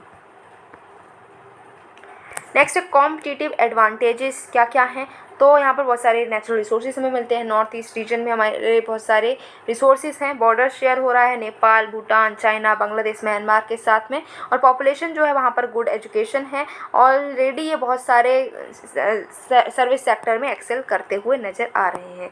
चैलेंज यहाँ पर ये है कि जापान ही है बेचारा जो हमें यहाँ पर इन्वेस्ट कर रहा है, यहाँ पर इन्वेस्टर की तरह काम कर रहा है, और जो इन्वेस्टमेंट है बांग्लादेश से उस पर रिस्ट्रिक्शंस भी लगी हुई हैं। लिटिल अटेंशन जो है वो भी मिस्टेक को दी जा रही है। क्वेश्चन की बात करें तो यहाँ पर नॉर्थ ईस्टर्न रीजन जो है, ये 2017 क्वेश्चन है जिसमें बोला गया है कि नॉर्थ ईस्टर्न रीजन जो है यहाँ पर बहुत सारी इंसर्जेंसीज हम देखते रहते हैं। तो क्या रीजन है जिससे कि ये जो इंसर्जेंसीज हैं यहाँ पर ये सर्वाइव हो रही हैं, तो इसका रीजन आपको बताना है। नेक्स्ट हमारी जो टॉपिक है that is development processes and development industry, role of NGO, SHGs and बहुत सारे ग्रुप। ठीक है, चलो तो इसमें पहला टॉपिक है India civil society organization. Context क्या है, जो एबिलिटी है सिविल सोसाइटी ऑर्गेनाइजेशन की और मूवमेंट्स की, क्या जिस वजह से वो पॉलिसी और पब्लिक डिस्कोर्स को शेप कर पाए हैं, ये एबिलिटी बहुत ही कम रह गई है, ऐसा बोला जा रहा है। ठीक है, CSOs क्या है, तो ये non state not for profit, ये वॉलंटरी एंटिटीज़ होती हैं जो लोग फॉर्म करते हैं सोशल स्फीयर में रहकर, लेकिन ये स्टेट और मार्केट से अलग होती हैं। ये वाइड रेंज ऑफ इंटरेस्ट को रिप्रेजेंट करती हैं। यहाँ पर कम्युनिटी बेस्ड ऑर्गेनाइजेशंस भी हो सकते हैं और नॉन गवर्नमेंट ऑर्गेनाइजेशंस भी हो सकते हैं। अब ये कैसे जो है इंडिया में कर्व हैं, कर्व कैसे रही हैं, तो इनको एक नया फ्रंटियर माना जाता है वॉर के लिए, फॉरेन इंटरफेरेंस के लिए। ठीक है, जो कि डिस्ट्रप्टिव है इंडिया के डेवलपमेंट ट्रेजेक्ट्री के लिए और इनको एंटी नेशनल माना जाता है। फाइनेंशियल और स्ट्रक्चरल कंस्टेंट्स इनको लगाए जाते हैं, जैसे कि जो फ़करा जो क्लियरेंस है वो कैंसिल कर दी जाती है। FCRA की जो क्लियरेंस है वो यहाँ पर क्या करी जाती है, कैंसिल कर दी जाती है। लाइसेंसेस रिवोक कर दिए जाते हैं, रेट्रोस्पेक्टिव टैक्सेस लगा दिए जाते हैं और प्राइवेट कंपनीज पर प्रेशर डाला जाता है कि यहाँ पर फंडिंग को रीडायरेक्ट करा जाए। अब जो CSOs हैं इन पर रिस्ट्रिक्शंस लगाई तो इससे इम्पैक्ट क्या होगा, थ्रेट्स होंगे, जैसे कि सिविल सोसाइटी एक्टर्स जो हैं वो थ्रेट्स फेस करते हैं। ठीक है, फिर है माइग्रेट करते हैं सेफर एवेन्यूज़ में। ये ग्रेवेस्ट थ्रेट है सिस्टम की इंटेग्रिटी पर, ये सच नहीं बोल पाते हैं। ठीक है, फिर कलेक्टिव गुड के लिए आगे जो कलेक्टिव गुड है वो आगे नहीं बढ़ पाता है। नए ट्रेंड क्या है कि जो इमरजेंस है गवर्नमेंट बैक्ड CSOs की, जिसको new civil society for new India जैसा नाम दिया गया है। ठीक है, इम्प्लीकेशन ये है कि आइडियोलॉजी जैसे कि प्रोफाउंड इन्फ्लुएंस है वेलफेयर एक्टिविटीज़ पे, ह्यूमन राइट्स और फ्रीडम्स जो CSOs को ने जो शेप की हैं। चैलेंजेस क्या फेस करते हैं, तो ये फ्लेक्सिबिलिटी यहाँ पर नहीं होती, आउटडेटेड टेक्नोलॉजी और आउटडेटेड टैक्टिक्स का यूज़ करते हैं। आर्टिकल पेपर स्पीचेस जो हैं वो गवर्नमेंट पर इतना ज़्यादा अफेक्ट नहीं करते। लॉबिंग लेजिस्लेटर्स, ठीक है, वो भी इनफेक्टिव है यहाँ पर। ये हम देख सकते हैं सिविल सोसाइटी जो है, तो ये क्या करती है, सिक्योरिटी नीड्स, इसको सोसाइटी की सिक्योरिटी नीड्स यहाँ से फुलफ़िल होती हैं। सिक्योरिटी डिमांड्स क्या है कि गवर्नमेंट से हम डिमांड करते हैं, पार्लियामेंट से और सिक्योरिटी प्रोवाइडर्स से, ठीक है। और यहाँ पर ये क्या करते हैं, सोसाइटी को इन्फॉर्मेशन देते हैं, एजुकेशन देते हैं। और इधर से क्या करते हैं, सोसाइटी से फीडबैक लेते हैं, सजेशंस, एक्सपर्टीज़ देते हैं, किसको, सरकार को। नेक्स्ट है welfare schemes for vulnerable sections of the population by the centre and states and the performance of these schemes, ठीक है। तो यहाँ पर बात करेंगे, सबसे पहली जो हमारी स्कीम है वो है स्टैंड अप इंडिया। तो इसके 7 साल हो गए हैं पूरे, ठीक है। अच्छा, स्टैंड अप इंडिया स्कीम की अगर हम बात करें तो एम क्या था, एम यही था कि एंटरप्रेन्योरशिप की जो फीलिंग है और एंटरप्रेन्योरशिप की जो स्किल है ये लोगों में प्रमोट करनी थी, वीमन में और जो SC ST हैं उनमें भी, ठीक है। इसको लॉन्च 2016 में किया गया है डिपार्टमेंट ऑफ फाइनेंशियल सर्विसेज के द्वारा, ठीक है, मिनिस्ट्री ऑफ फाइनेंस के अंडर ये आती है। वर्किंग की बात करें तो ये बैंक लोन देती है, 10 लाख से 1 करोड़ तक का बैंक लोन यहाँ पर मिल सकता है। एटलीस्ट एक जो बोरोअर है वो SC ST होना चाहिए और हर बैंक ब्रांच में एक बोरोअर वुमन होनी चाहिए, ठीक है। और ये सिर्फ ग्रीन फील्ड एंटरप्राइज ही सेट करेंगे, ठीक है। जो कि एंटरप्राइज सेट किया जाएगा वो मैन्युफैक्चरिंग कर सकता है, सर्विसेज प्रोवाइड कर सकता है, फिर ट्रेड भी कर सकता है। नॉन इंडिविजुअल एंटरप्राइज है तो यहाँ पर 51% जो शेयर होल्डिंग है वो SC ST या फिर वीमन के द्वारा होनी चाहिए। 3 पोटेंशियल वेज से हम इसको एसेस कर सकते हैं, डायरेक्टली ब्रांच से या फिर स्टैंड अप इंडिया पोर्टल से ले सकते हैं या फिर लीड डिस्ट्रिक्ट मैनेजर से जाकर हम यहाँ पर इस स्कीम को एसेस कर पाएंगे। अचीवमेंट्स क्या हैं, तो 30,160 करोड़ जो है रुपीज़ इतने ज़्यादा सैंक्शन कर चुके हैं 1.33 लाख पीपल के लिए, जिसमें 1 लाख से ज़्यादा तो वीमन है, ठीक है। बेस्ट प्रैक्टिसेस क्या है इसके इम्प्लीमेंटेशन के लिए, तो अवेयरनेस कैंपेन्स चलाए हैं, जैसे मेला है, फाइनेंशियल लिटरेसी कैंप भी ऑर्गेनाइज किए गए। हैंड होल्डिंग जो है उसकी बात करें तो बोरोअर जो है टारगेट कम्युनिटी को ही हमने यहाँ पर दिया है, तो उससे जिस काम के लिए दिया उस काम के लिए ही यहाँ पर क्या हो रहा है, पैसा यूज़ हो रहा है। स्टैंड अप इंडिया के इकोसिस्टम को अगर हम समझें तो क्या होता है, देखो 4 बैंक ब्रांचेस हैं, ठीक है, फिर एक लीड मैनेजर हैं, वो चारों बैंक ब्रांच से कनेक्टेड हैं। यहाँ पर क्या है, सिडबी से कनेक्टेड सेंटर्स हैं और कनेक्टेड सेंटर हैं। अब यहाँ पर जो लोग हैं वो आएंगे और अपना जो भी लोन है वो ले लेंगे, बस बात ख़त्म। नेक्स्ट अब हम पढ़ते हैं issues relating to development and management of social sector services relating to health, education and human resources. इससे हम पढ़ेंगे नेशनल क्रेडिट फ्रेमवर्क को। नेशनल क्रेडिट फ्रेमवर्क की बात करें तो कंटेक्स्ट ये है कि UGC ने अभी नेशनल क्रेडिट फ्रेमवर्क को रिलीज़ किया है, जिससे कि स्टूडेंट्स हैं वो एजुकेशनल क्रेडिट्स को किसी भी लेवल पर क्या कर पाएंगे, अर्न कर पाएंगे, चाहे वो किसी भी मोड में लर्न कर रहे हों। इसके बारे में जाने तो ये जो है ये फ्रेमवर्क कुछ गाइडलाइंस हैं जो स्कूल, कॉलेज, यूनिवर्सिटीज़ को माननी पड़ेंगी, जिससे कि वो क्रेडिट सिस्टम को इम्प्लीमेंट करेंगे, ठीक है। इससे क्या होगा कि जो बच्चे हैं जो वो जनरल एजुकेशन, वोकेशनल या स्किल एजुकेशन को अचीव कर रहे हैं, उस टाइम पर जो भी क्रेडिट को वो अर्न करते हैं वो सब एक जगह कंबाइन हो जाएंगी। नीड क्या है, तो नेशनल एजुकेशन पॉलिसी 2020 जो है वो एम्फेसाइज़ करती है कि ऐसा हमें जो general academic education, vocational, skill education in सबको इंटीग्रेट करना है, जो यहाँ से हो जाएगी। फीचर्स ये हैं कि एक मैकेनिज्म प्रोवाइड करती है कि कैसे जनरल और वोकेशनल एजुकेशन जो है उनको कंबाइन हम कर सकते हैं। मल्टीपल एंट्री और एग्जिट पॉइंट हैं, जब बच्चा चाहे तो वो छोड़ सकता है पढ़ाई और फिर से रिज्वाइन कर सकता है और अपने क्रेडिट जो है उसको वो अचीव कर पाएगा। वर्किंग की बात करें तो ये 8 लेवल पर काम करेगा, क्लास 5 से PhD लेवल तक 8 लेवल जो हैं इसमें दिए गए हैं, ठीक है। और ये लर्निंग आर्ट्स के बेसिस पर होगा। स्कूल एजुकेशन में लेवल 0 से 4 है और लेवल 4.5 से लेवल 8 तक हायर एजुकेशन है। वोकेशनल और स्किल जो है 4.5 से लेवल 8 तक है। एकेडमिक बैंक ऑफ क्रेडिट्स की बात करें तो ये क्या करेगी, जो क्रेडिट्स अर्न किए गए हैं उसको ट्रांसफ़र करने में हेल्प करेगी। सिग्निफिकेंस यही है कि टोटल क्रेडिट्स जो है बच्चे के वो एक जगह पर इकट्ठे रहेंगे और वो उसको कभी भी क्लेम कर पाएगा। क्वेश्चन देखते हैं, तो यहाँ पर क्वेश्चन है कि नेशनल एजुकेशन पॉलिसी 2020 जो है वो कंफर्म कर रही है जो SDG गोल हमारा 4 है, ठीक है। तो अब हमें क्या अपनी एजुकेशन सिस्टम को रीओरिएंट करने की ज़रूरत है। क्रिटिकल हमें एग्जामिन करना है। 2020 में क्वेश्चन पूछा गया है। नेक्स्ट है pre draft of national curriculum framework for schools. तो मिनिस्ट्री ऑफ एजुकेशन ने प्री ड्राफ्ट वर्जन जो है national curriculum framework for school education का रिलीज़ कर दिया है। ठीक है, नेशनल स्टीयरिंग कमेटी जो है डॉक्टर के कस्तूरी रंगन उनको सेट किया गया, इस कमेटी को सेट किया गया है जो कि डेवलपमेंट करेगा किस चीज़ का, यही नेशनल करिकुलम फ्रेमवर्क्स का। बैकग्राउंड जाने तो जैसे एजुकेशन, जो स्कूल एजुकेशन है वो फाउंडेशन होता है हर बच्चे की लाइफ का। तो नेशनल एजुकेशन पॉलिसी ने रिकमेंड किया जो 10+2 का स्ट्रक्चर है इसको 5+3+3+4 में शिफ्ट कर देना है। ठीक है, डेवलपमेंटल पर्सपेक्टिव्स सजेस्ट क्या किए गए हैं कि यहाँ पर करिकुलर और पेडागोगिकल शिफ्ट होनी चाहिए फाउंडेशनल, प्रिपरेटरी, मिडिल और सेकेंडरी स्टेजेस पर। अब नेशनल एजुकेशन पॉलिसी 2020 को फॉलो करते हुए 4 फ्रेमवर्क्स बनाए जाएंगे जो हैं national curriculum framework for foundational stage, ठीक है, जो कि अब लॉन्च हो चुका है। सेकंड है स्कूल एजुकेशन के लिए, थर्ड है early childhood care and education के लिए, फोर्थ है टीचर एजुकेशन और एडल्ट एजुकेशन के लिए। जो नेशनल करिकुलम फ्रेमवर्क है स्कूल एजुकेशन के लिए उसका ड्राफ्ट अभी तैयार हुआ है, अभी वो पास नहीं हुआ है। इसमें फ्रेमवर्क का जो है करिकुलम का एज ग्रुप 3 से लेकर 18 तक के बच्चों के लिए ये टारगेट करता है, जिसमें जो है रूटेडनेस और वैल्यूज़ जो है उनको इनकलकेट किया जाएगा, लैंग्वेजेस जो है उनकी लर्निंग पर जोर दिया जाएगा और पेडागोगिकल अप्रोचेस जो हैं जैसे टूल्स हैं, रिसोर्सेज हैं, उसका यूज़ किया जाएगा। ये जो है स्टूडेंट को ट्रू रिसोर्सेज जो हैं नॉलेज के उससे रूबरू कराने पर ध्यान देता है, जिसमें 6 प्रमाण पर ध्यान दिया जाएगा। दैट इज़ प्रत्यक्ष, अनुमान, उपमान, अर्थपत्ति, अनुपालब्धि एंड शब्द। तो इन पर ध्यान दिया जाएगा, बच्चे को बताया जाएगा कि भाई जो हमारी नॉलेज है ना उसका ट्रू सोर्स कहाँ से आता है, उस पर भी ध्यान दिया जाएगा। फोकस किया जाएगा कि बच्चे का मॉरल डेवलपमेंट हो। इसके लिए 5 कोश विकास बच्चे का किया जाएगा।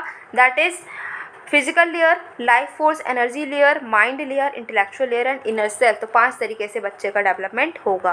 फिर जो बच्चे ग्रेड 10 या उससे अबव में हैं तो उनके लिए कोर्सेज़ की बात करें तो ग्रेड 10 के स्टूडेंट हैं उनको कोर्स मिलेगा ह्यूमैनिटीज़ में, मैथमेटिक्स एंड कंप्यूटिंग में, vocational education, physical education, arts education, social science और इंटरडिसिप्लिनरी एरियाज़ में। 11-12 के बच्चे होंगे उनके पास में चॉइसेस होगी और वो क्या करेंगे सेम डिसिप्लिन्स में और रिगोरस एंगेजमेंट कर पाएंगे, कोर्सेज अपने चूज़ कर पाएंगे। मॉड्यूलर बोर्ड एग्जाम होंगे क्लास 11th और 12th के। तो अभी जो सिंगल एग्जाम होता है कि पूरी साल पढ़ते रहो, साल के आखिर में जाकर पेपर दिया, उसको इन्होंने क्या किया है, चेंज किया है। अब मॉड्यूलर बोर्ड एग्जाम हुआ करेंगे। 3 अप्रोचेस हैं असेसमेंट के, ठीक है, जिसमें हम क्या करेंगे लर्निंग की अप्रोच जो है लर्निंग को असेस करेंगे स्टूडेंट लर्निंग के लिए। सेकंड है कि हम क्या करेंगे कि टीचिंग लर्निंग रेशियो देखेंगे और थर्ड में हम सेल्फ रिफ्लेक्शन देखेंगे। नेक्स्ट है why India should cut down on it's salt intake. अपना सॉल्ट इंटेक क्यों हमें कट डाउन करना चाहिए, तो इसलिए करना चाहिए क्योंकि सॉल्ट इंटेक अगर हम ज़्यादा करते हैं तो इससे हाइपरटेंशन मतलब कि हाई बीपी की जो प्रॉब्लम होती है, हार्ट डिजीजेस और स्ट्रोक की संभावनाएं बढ़ जाती हैं। तो इसीलिए हमें इसको कम करना है। सॉल्ट रिडक्शन कॉस्ट इफेक्टिव भी है और प्रैक्टिकल अप्रोच है जिससे कि हमें कार्डियोवास्कुलर डिसीजेस जो हैं उससे बच सकते हैं। कम नमक खाएंगे तो ब्लड प्रेशर कम होगा, कम ब्लड प्रेशर होगा तो स्ट्रोक और हार्ट डिजीजेस कम होंगे, सिंपल। अच्छा, इंडियन सिनारियो की बात करें तो सोडियम कंजम्पशन जो है वो डबल से भी ज़्यादा है, जितना चाहिए उससे डबल हम खाते हैं। चाहिए कितना है, सिर्फ 5 ग्राम से कम, ठीक है, एक दिन में, पूरा दिन में, जबकि हम बहुत खा लेते हैं। ग्लोबल एफर्ट्स एंड चैलेंजेस की बात करें तो ग्लोबल एफर्ट जो है सोडियम इंटेक रिडक्शन की रिपोर्ट आई है जिसमें 194 मेंबर स्टेट्स की तरफ बताया कि 30% रिडक्शन जो है उनको करना है 2025 तक सॉल्ट इंटेक का। इंडिया ने कुछ एफर्ट्स किए हैं, तो हाँ जी, इंडिया ने कई सारे एफर्ट्स किए हैं, जैसे कई सारे वॉलंटरी प्रोग्राम्स चलाए गए हैं जिसमें ये सिखाया जा रहा है कि भाई नमक को कम खाओ। ईट राइट इंडियाज़ मूवमेंट है, फसे जो है हमारा FSSAI, ये स्ट्राइव करता है कि नेशन का फूड सिस्टम है इसको हम और हेल्दी बना सकें, आज से थोड़ा कम, ठीक है, ये एक कैंपेन है जो कि फसे नहीं चलाया है। फिर चैलेंजेस जो कि इंडिया फेस करता है तो कार्डियोवास्कुलर डिजीज़ जो है इसकी वजह से कई सारी डेथ हम देखते ही हैं, ठीक है। हाइपरटेंशन जो है 15 साल से बड़े जो लोग हैं वो ज़्यादा हाइपरटेंशन से ग्रसित हैं, ज़्यादातर ये कॉमन सदर्न स्टेट्स में हमें देखने को मिल रहा है। नेक्स्ट है WHO's global framework for new TB vaccines. तो WHO ने एक ड्राफ्ट डॉक्यूमेंट को रिलीज़ किया है जो कि बता रहा है एक ग्लोबल फ्रेमवर्क कि किस तरीके से कंट्रीज़ जो हैं वो इंट्रोड्यूस कर सकती हैं नई टीबी वैक्सीन्स के लिए। ठीक है, तो टीबी क्या होता है? ये एक इन्फेक्शियस डिजीज़ है जो कि एक बैक्टीरिया से होती है। बैक्टीरिया का नाम है माइकोबैक्टीरियम ट्यूबरक्लोसिस। ठीक है, जो कि प्राइमरली तो लंग्स को अफेक्ट करती है बट दूसरे पार्ट्स को भी अफेक्ट कर सकती है। ऐसा नहीं है कि सिर्फ लंग्स को ही अफेक्ट करेगी, बॉडी के दूसरे पार्ट्स भी इससे अफेक्ट हो सकते हैं। टीबी का और वर्ल्ड में और इंडिया में क्या स्टेटस है? तो ग्लोबल टीबी रिपोर्ट जो है 2022 की, उसके अकॉर्डिंग जो टीबी के इंसिडेंट्स अगर हम देखें 2021 में इंडिया में तो 210 हैं। ठीक है, 1 लाख लोग में से 210 लोग जो हैं टीबी से ग्रसित हैं। इंडिया में लार्ज बर्डन है दुनिया भर का टीबी का। ठीक है, एस्टिमेटेड इकोनॉमिक कॉस्ट क्या है? $100 मिलियन तक का खर्च हमारा इस बीमारी से जूझते हुए ही हो जाता है। तो हमें नई टीबी की वैक्सीन की ज़रूरत है। जो BCG वैक्सीन है वो इकलौती एक वैक्सीन है जो टीबी के लिए है। ठीक है, लेकिन ये एफिकेसी इसकी अब कम हो गई है। टीबी जो है वो बहुत ज़्यादा रेजिस्टेंट हो गई है, तो इसीलिए इसकी एफिकेसी कम है। तो हमें नई जो वैक्सीन है वो चाहिए है। अभी 2 वैक्सीन हैं, एक है VPM-1002 एंड एक है MIP जो कि अभी डेवलप हो रही है और अभी तक इसको आइडेंटिफिकेशन मिली है। WHO का जो ड्राफ्ट फ्रेमवर्क है वो है WHO's एंड टीबी स्ट्रैटेजी। यहाँ पर टीबी इंसिडेंस को 80% तक कम करना है, टीबी डेथ को 90% तक कम करना है और जो कॉस्ट है टीबी अफेक्टेड हाउस की उसको हमें ख़त्म ही कर देना है 2030 तक, ऐसा इनका टारगेट है। ठीक है, अब जो हमारी ड्राफ्ट फ्रेमवर्क है न्यू टीबी वैक्सीन्स का, इसके फीचर्स देखें तो गोल क्या है कि हर जगह ये जो है अवेलेबल रहे, हर कोई इसको असेस कर पाए और हर जगह इसको एक्सेप्ट किया जाए। 3 चीज़ें हो गई। फिर टारगेट पॉपुलेशन क्या होगी कि तो 90% एडल्ट और एडोलसेंट जो कि टीबी केसेस से फेस कर रहे हैं और वो लोग जो एडल्ट और एडोलसेंट हैं उनको पहले टारगेट किया जाएगा। वैक्सीन की कैरेक्टरिस्टिक क्या है? तो ये प्रोटेक्शन देगी एडल्ट्स को भी और एडोलसेंट को भी। ठीक है, नेक्स्ट है फाइनेंसिंग। तो फाइनेंसिंग क्या है? सस्टेन ग्लोबल रीजनल फाइनेंसिंग होगी, पॉलिटिकल एंगेजमेंट भी यहाँ पर होगा। टीबी को एंड करने के लिए और कौन कौन से हमने प्रोग्राम्स चलाए हैं? तो PM टीबी मुक्त भारत अभियान भी चलाया गया है जिसमें 2025 तक टीबी को हम एलिमिनेट करने की कोशिश कर रहे हैं। निक्षय मित्र इनिशिएटिव जो कि है, यहाँ पर क्या किया जाता है कि जो सपोर्ट कर सकते हैं हेल्थ फैसिलिटीज़ को अडॉप्ट करके। फिर निक्षय डिजिटल पोर्टल है, निक्षय पोषण योजना है जिसमें 500 रुपये दिए जाते हैं टीबी पेशेंट्स को कि वो अच्छे से अच्छा चीज़ें जो है वो खा सकें। ठीक है, निक्षय इकोसिस्टम। फिर national strategic plan for tuberculosis elimination 2017 से 25 तक। ये कॉम्प्रिहेंसिव प्लान है कि किस तरीके से हम टीबी को एलिमिनेट कर पाएँ 2025 तक। ठीक है, टीबी हारेगा देश जीतेगा कैंपेन भी चलाया जाता है जिससे कि लोग जो है उनको एनकरेज किया जाता है कि वो टेस्ट कराएं और ट्रीटमेंट लें। ठीक है, WHO's find treat all end TB #TB। ठीक है, ये जॉइंट इनिशिएटिव है WHO का, ग्लोबल फंड का और स्टॉप टीबी पार्टनरशिप का, जिससे कि टीबी जो है इसको 2030 तक ख़त्म करना है। 2018 में इसी से रिलेटेड एक क्वेश्चन ही पूछा गया। क्वेश्चन है appropriate local community level health care intervention जो है वो ज़रूरी है हेल्थ फॉर ऑल जो है प्रोवाइड करने के लिए, बताना है आपको, एक्सप्लेन करना है इसको। फिर एक क्वेश्चन है कि बैक्टीरियल इन्फेक्शन इनमें से कौन कौन से होते हैं? Dengue, tuberculosis, leprosy, hepatitis A and yellow fever. Next हमारा टॉपिक है the state of the world's children 2023। तो यूनिसेफ ने एक ग्लोबल फ्लैगशिप रिपोर्ट जो है वो जारी की है, नाम है state of the world's children 2023 for every child vaccination. ठीक है, तो इम्यूनाइजेशन क्या होता है? इम्यूनाइजेशन को हम वैक्सीनेशन भी बोलते हैं। ये एक ऐसी प्रोसेस है जिसमें हम इंडिविजुअल को या एक पॉपुलेशन को किसी बीमारी से बचाते हैं, जिसमें हम क्या करते हैं, वही सारे सब्सटेंस जिससे बीमारी हो रही है उसी को बॉडी में डाल देते हैं और फिर बॉडी जो है, बॉडी का इम्यून सिस्टम उसको पहचान लेता है, अच्छा इस अगर ऐसी बीमारी होगी तो हम इससे ऐसे फाइट करेंगे। और जब सच में वो बीमारी अगर होने वाली होती तो बॉडी को पहले ही पता होता है कि इससे कैसे टैकल करना है। इसको हम इम्यूनाइजेशन या फिर वैक्सीनेशन बोलते हैं। मेजर फाइंडिंग क्या है? तो डिक्लाइन हुआ है वैक्सीन कॉन्फिडेंस का ग्लोबली। ठीक है, 55 कंट्रीज़ में से थर्ड ऐसी ओवर अ थर्ड, ठीक है, मतलब 1/3 कंट्रीज़ ऐसी हैं 55 कंट्रीज़ में से जो कि वैक्सीन के कॉन्फिडेंस में डिक्लाइन दिखा रही हैं। Largest decline in childhood immunization, ठीक है, पिछले 30 सालों में सबसे कम अभी इम्यूनाइजेशन बच्चों का हुआ है, क्योंकि कोविड की वजह से बच्चे जो हैं वो इम्यूनाइजेशन से काफ़ी पीछे रह गए हैं। अभी इनिक्विटीज़ हैं वैक्सीनेशन में, कई सारी कम्युनिटीज़ ऐसी हैं जहाँ पर लोग पहुँच ही नहीं पाते, वैक्सीनेशन हो ही नहीं पाता। फिर वैक्सीन हेजिटेंसी भी देखने को मिल रही है, लोगों का ट्रस्ट नहीं रह रहा है वैक्सीन के ऊपर। इंडिया स्पेसिफिक फाइंडिंग की हम बात करें तो जो नंबर हैं 0 डोज चिल्ड्रन के, क्योंकि पैंडेमिक में बच्चों के वैक्सीन लगी ही नहीं, वो बच्चे बहुत बढ़ गए हैं, ठीक है। टॉप 20 कंट्रीज़ जहाँ पर बहुत सारे बच्चे हैं जिनकी अभी वैक्सीन नहीं हुई है, उसमें इंडिया का भी नाम आने लगा है। इंपॉर्टेंस गिवन टू वैक्सीन्स में इम्प्रूवमेंट देखने को मिला है। 98% लोग जो हैं इंडिया के वो मानते हैं कि वैक्सीन उनके बच्चों के लिए अच्छी है, उन्हें लगवानी चाहिए, ठीक है। फिर रिकमेंडेशंस क्या है कि हमें क्या है, sustained evidence based catch up campaigns करनी होगी। जो बच्चे 0 डोज हैं, जिनको अभी तक एक भी डोज नहीं लगी है, उनको ढूंढो और उनको वैक्सीनेट करो। फिर एक्सेलरेट करना होगा इम्प्लीमेंटेशन को, ठीक है। वैक्सीनेशन जो है उसकी डिमांड को स्ट्रेंथ करना होगा। साथ ही साथ में हमें क्या करना होगा, साथ ही साथ में हमें जो डिमांड है उसको स्ट्रेंथ करने के साथ साथ जो इन्वेस्टमेंट है प्राइमरी हेल्थ केयर में, उसको भी हमें इम्पोर्टेंस देनी होगी और रिजिलियंट सिस्टम को भी बिल्ड करना होगा। अब यहाँ पर टर्म्स कुछ यूज़ की गई हैं, उनके बारे में भी जानते हैं। जैसे 0 डोज चिल्ड्रन, वो सारे बच्चे जिन्होंने अभी कोई वैक्सीन ली ही नहीं है जब से वो पैदा हुए हैं, उनको हम 0 डोज चिल्ड्रन बोलते हैं। वैक्सीन हेजिटेंसी का मतलब है कि अब इंडिविजुअल या ग्रुप ऑफ पीपल जो वैक्सीन लगवाना नहीं चाहते, उनका ट्रस्ट नहीं रहा है। वैक्सीन कॉन्फिडेंस का मतलब कि जो ट्रस्ट है, बिलीव है कम्युनिटी का कि वो वैक्सीन सेफ़ है या नहीं, ये ट्रस्ट खत्म हो गया, उसको हम बोलते हैं वैक्सीन कॉन्फिडेंस। यूनिसेफ की बात करें तो यूनिसेफ क्या है, यूनाइटेड नेशंस चिल्ड्रन फंड, जो कि 1946 में इस्टेब्लिश हुआ है, यूएन का एक पार्ट है 1953 में। हेडक्वार्टर इसका न्यूयॉर्क में है। ये एजेंसी है यूएन का जो कि नेशनल एफर्ट्स को हेल्प करती है कि health, nutrition, education, general welfare जो चिल्ड्रन है उसको और बढ़ावा दिया जा सके।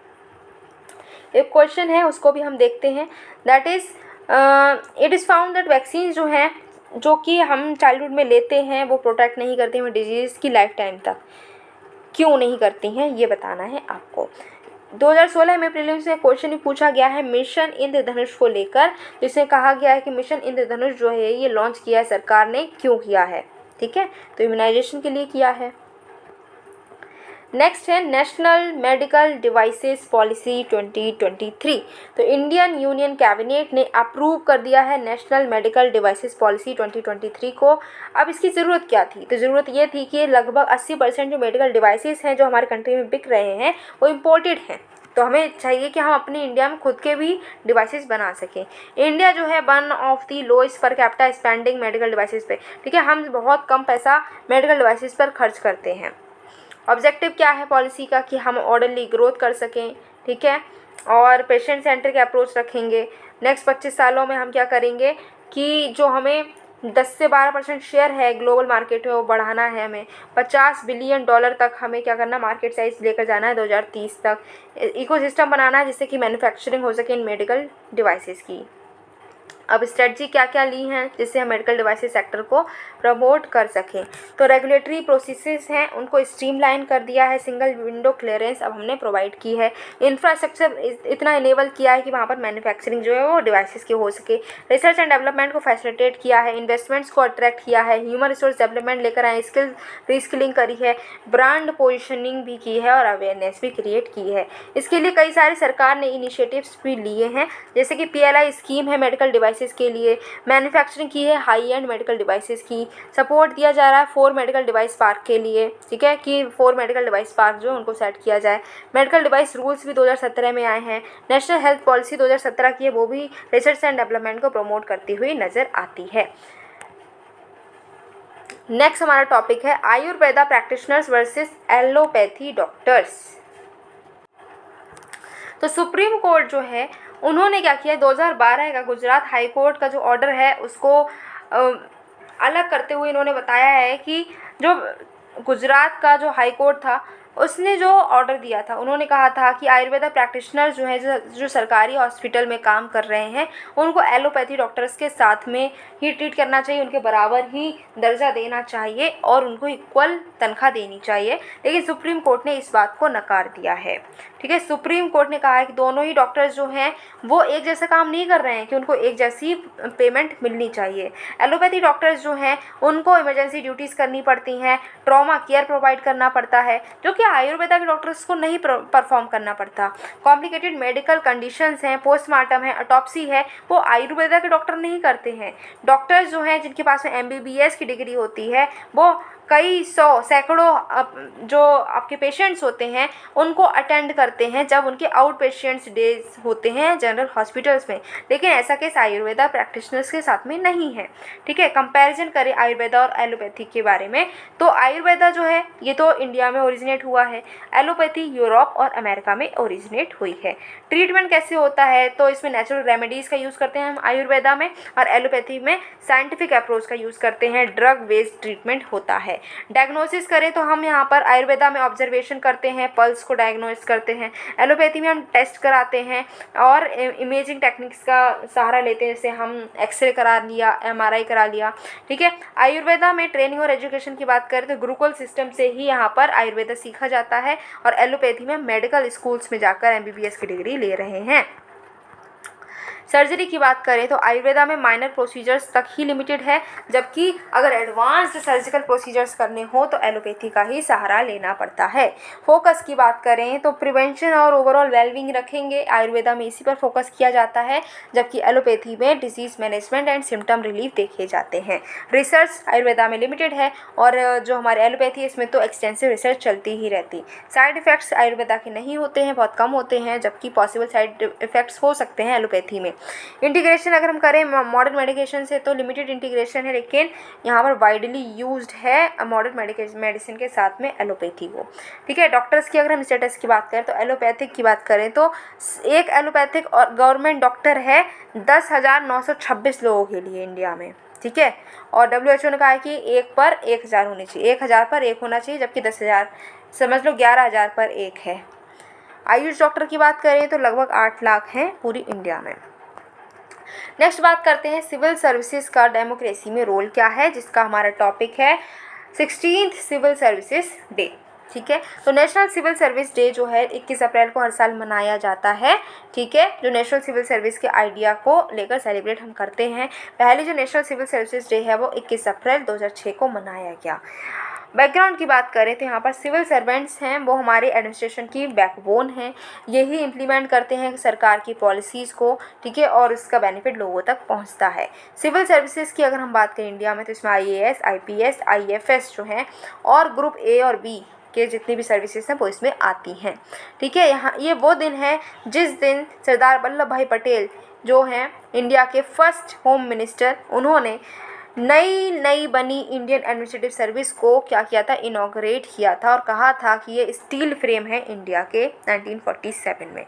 इंडियन सिविल सर्विसेज की बात करें तो क्या क्या इश्यूज़ फेस किए जाते हैं, तो यहाँ पर प्रोफेशनलिज्म की कमी देखने को मिल रही है, कैपेसिटी बिल्डिंग कम है, इनफेक्टिव इंसेंटिव सिस्टम है। ठीक है, रिजिड और आउटमोडेड रूल्स एंड रेगुलेशंस हैं, अकाउंटेबिलिटी नहीं है, ट्रांसपेरेंसी इतनी ज़्यादा नहीं है, पॉलिटिकल इंटरफेरेंस होता रहता है, एथिक्स और वैल्यूज़ का इरोजन होता हुआ दिख रहा है। इसीलिए हमें यहाँ पर करप्शन और नेपोटिज्म जैसी प्रॉब्लम्स देखने को मिलती हैं, पार्टी मोरलिज्म है। ठीक है, और सिविल सर्वेंट्स जो हैं वो खुद को चेंज करना नहीं चाहते, अपने अंदर कोई बदलाव लाना नहीं चाह रहे हैं।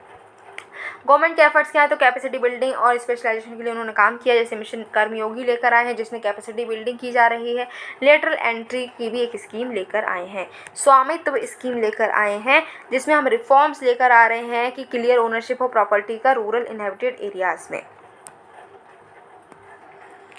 नए एथिक सिविल सर्वेंट्स के क्या होने चाहिए कि सेल्फलेस सर्विस और एम्पैथी होनी चाहिए, ड्यूटी बाउंड होने चाहिए। ठीक है, कॉलोनियल माइंडसेट है उसको रिमूव करो और अपनी जो रूट्स हैं उनमें प्राउड फील करो।